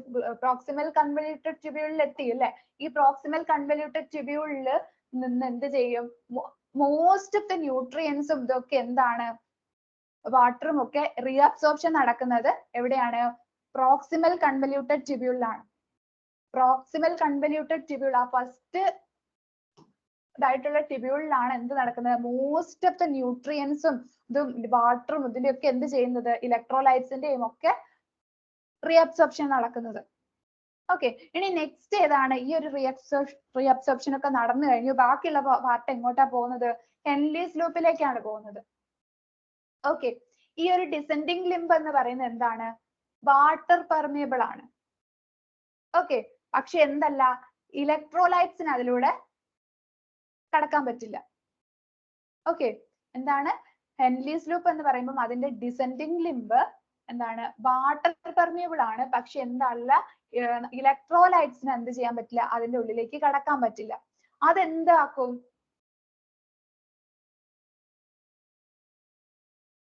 ഫിൽട്രേറ്റിനെ കോൺസെൻട്രേറ്റഡ് ആയിട്ടുള്ള ഫിൽട്രേറ്റ് ആക്കും. ഓക്കെ, നമ്മളിത് ഒന്നുകൂടി ഫസ്റ്റ് ഇട്ട് നോക്കുകയാണെങ്കിൽ യൂറിന്റെ ഫോർമേഷൻ എന്ന് പറയുമ്പോൾ എന്താണ്? ഗ്ലോമറുലാർ ഫിൽട്രേഷൻ ഉണ്ട്, റീഅബ്സോർപ്ഷൻ ഉണ്ട്, സെക്രീഷൻ ഉണ്ട്. ഫിൽട്രേഷൻ എന്ന് പറയുമ്പോൾ എന്താണ്? ഗ്ലോമറുലാർ കാപ്പിലറീസിലേക്ക് ആ ഒരു ഹൈ ബ്ലഡ് പ്രഷറിൽ വരുന്ന ബ്ലഡ് എന്ത് ചെയ്യും? ഒരു എന്താണ്? ഗ്ലോമറുലാസിലായിട്ടുള്ള ഗ്ലോമറുലാർ എപ്പിത്തീലിയത്തിൽ എൻഡോത്തീലിയം ഉണ്ട്, അതുപോലെ തന്നെ അതിന്റെ താഴെയുള്ള ബൊമെൻസ് ക്യാപ്സ്യൂൾ, അതിന്റെ എപ്പിത്തീലിയം, പിന്നെ അതിന്റെ രണ്ടിന്റെ നടുവിലുള്ള മെംബ്രെയിൻ, ഇതൊക്കെ വഴി എന്താകും? ഫിൽട്രേറ്റ് ചെയ്തിട്ട് താഴേക്ക് പോകും. ഓക്കെ, ഫിൽട്രേഷൻ നടക്കുന്നത് ഏതൊക്കെ ലെയറിലൂടെയാണ്? Endothelium of glomerular blood vessel, പിന്നെ എപ്പിത്തീലിയം ഓഫ് ബൊമാൻസ് ക്യാപ്സ്യൂൾ, പിന്നെ എന്താണ്? ഇതിന് രണ്ടിന്റെ നടുവിലുള്ള ഒരു ബേസ്മെന്റ് മെംബ്രെയിൻ. ഈ ഒരു 3 മെംബ്രെയിൻ ഉണ്ട്. ഇതിന്റെ ഇടയിൽ കൂടെ എന്ത് നടക്കും? ഫിൽട്രേഷൻ നടത്തിയിട്ട് ഉള്ളിലേക്ക് പോകും. ഓക്കെ. എങ്ങനെയാണ് ഫിൽട്രേഷൻ നടക്കുന്നത് വെച്ചാൽ നമ്മുടെ ബൊമാൻസ് ക്യാപ്സ്യൂളിലൊക്കെ എന്തുണ്ട്? ഒരു സ്ലിറ്റ് ഉണ്ട്, ഒരു പോർ ഉണ്ട്. ഓക്കെ, അതിനെ ഫിൽട്രേഷൻ സ്ലിറ്റ് എന്നൊക്കെയാണ് പറയുന്നത്. അതിലൂടെ എന്ത് ചെയ്യും? പ്രോട്ടീൻ ഒഴികെയുള്ള ബ്ലഡ് പ്ലാസ്മയുടെ കണ്ടന്റ്സ് ഒക്കെ എന്ത് ചെയ്യും? ഉള്ളിലേക്ക് വരും. ഓക്കെ, എന്താണ്? പ്രോട്ടീൻസ് ഒഴികെയുള്ള ബ്ലഡ് പ്ലാസ്മയുടെ കണ്ടന്റ്സ് ഉള്ളിലേക്ക് വരും. എന്നിട്ട് അത് എന്താവും? ഗ്ലോമറുലാർ ഫിൽട്രേറ്റ് എന്ന് പറഞ്ഞിട്ടുള്ള ഫിൽട്രേറ്റ് ആയിട്ട് നിൽക്കും. ഗ്ലോമറുലാർ ഫിൽട്രേറ്റ് ആയിട്ട് മാറും. ഓക്കെ, ബ്ലഡിലുള്ള പ്രോട്ടീൻസ് ഒഴികെയുള്ള ബാക്കിയുള്ള എല്ലാ ഇതും എന്താവും? ഗ്ലോമറുലാർ ഫിൽട്രേറ്റ് എന്ന് പറഞ്ഞിട്ട് അതിന്റെ ഉള്ളിലേക്ക് പോകും. അതിനെ ഫിൽട്രേറ്റ് ചെയ്ത് എടുക്കും. അങ്ങനെ ഗ്ലോമറുലാർ ഫിൽട്രേറ്റ്, ഒരു മിനിറ്റിൽ ഉണ്ടാവുന്ന ഗ്ലോമറുലാർ ഫിൽട്രേറ്റിന്റെ എമൗണ്ട് ആണ് എന്ത്? ഗ്ലോമറുലാർ ഫിൽട്രേഷൻ റേറ്റ് എന്ന് പറയുന്നത്. ഈ ഒരു നോർമൽ ഗ്ലോമറുലാർ ഫിൽട്രേഷൻ റേറ്റ് എന്ന് പറയുന്നത് എത്രയാണ്? ഒരു മിനിറ്റിൽ 125 ml ആണ്. ഓക്കെ, ഇനി ഇങ്ങനെ ഫിൽട്രേറ്റ് ചെയ്ത് എടുത്തിട്ടുള്ളതിൽ എന്തുണ്ട്? നമുക്ക് ആവശ്യമുള്ള ഒരുപാട് സാധനങ്ങൾ അതിനുള്ളിലുണ്ട്. അതിനൊക്കെ എന്ത് വേണം? നമ്മുടെ ബോഡിയിലേക്ക് തിരിച്ചെടുക്കണം. അപ്പൊ അതിനാണ് എന്ത്? രണ്ടാമത്തെ ട്യൂബുലാർ റീഅബ്സോർപ്ഷൻ എന്ന് പറയുന്നത്. ഗ്ലോമറുലാർ ഫിൽട്രേറ്റ് ആ ഒരു ഗ്ലോമറുലസ് അല്ലെങ്കിൽ ബൊമാൻസ് ക്യാപ്സ്യൂളിൽ നിന്ന് എങ്ങോട്ടാണ് പോകുന്നത്? പ്രോക്സിമൽ കൺവല്യൂട്ടഡ് ട്യൂബ്യൂളിലേക്കാണ് പോകുന്നത്. നെക്സ്റ്റ് ഉള്ള ആ ഒരു ട്യൂബ്യൂളിലേക്കാണ് പോകുന്നത്. ആ ട്യൂബ്യൂളിൽ വെച്ചിട്ടാണ് എന്ത്? മെയിൻ ആയിട്ടുള്ള പാർട്ടും കുറേ സാധനങ്ങൾ എന്ത് ചെയ്യുന്നത്? അവര് റീഅബ്സോർബ് ചെയ്യുന്നത്. അതിൽ വാട്ടർ ഉണ്ടാവും, ഇലക്ട്രോലൈറ്റ്സ് ഉണ്ടാവും, ന്യൂട്രിയൻസ് ഉണ്ടാവും. അതൊക്കെ എവിടുന്ന് റീഅബ്സോർബ് ചെയ്യും? പ്രോക്സിമൽ കൺവല്യൂട്ടഡ് ട്യൂബ്യൂളിൽ നിന്ന് ഒരു 70 to 80% ഓഫ് എന്ത്? ഈ ന്യൂട്രിയൻസും ഇലക്ട്രോലൈറ്റ്സും വാട്ടറും ഒക്കെ എന്ത് ചെയ്യും? അവര് റീഅബ്സോർബ് ചെയ്ത് തിരിച്ചെടുക്കും. ഓക്കെ, എന്നിട്ടാണ് പിന്നീട് എങ്ങോട്ട് പോകുന്നത്? ഹെൻലീസ് ലൂപ്പിലേക്ക് പോകുന്നത്. ഓക്കെ, അപ്പൊ നമുക്ക് എന്ത് ചെയ്യാം? ഇപ്പൊ ഇത് ഇവിടെ നിർത്താം. നാളെ വന്നിട്ട് എന്ത് ചെയ്യാം? ഹെൻലീസ് ലൂപ്പ് മുതൽ ബാക്കിയുള്ളത് അങ്ങോട്ട് നോക്കാം. ഓക്കെ, നാളെ എന്തായാലും ഇത് അരമണിക്കൂറിന് അത്രയൊന്നും വേണ്ടി വരില്ല. അതെന്തായാലും അതിനു മുമ്പ് തീരും. നിങ്ങൾക്ക് അത് കഴിഞ്ഞിട്ട് എന്തുണ്ടാവും? ഈ ഒരു ചാപ്റ്ററും കൂടി വെച്ചിട്ട് ഒരു ടെസ്റ്റ് ഉണ്ടാവും. ഓക്കെ, അരമണിക്കൂർ ടെസ്റ്റ് ഉണ്ടാവും. അത് കഴിഞ്ഞിട്ട് അരമണിക്കൂർ നമുക്ക് എന്ത് ചെയ്യാം? ക്വസ്റ്റ്യൻസ് ഡിസ്കസ് ചെയ്യാം.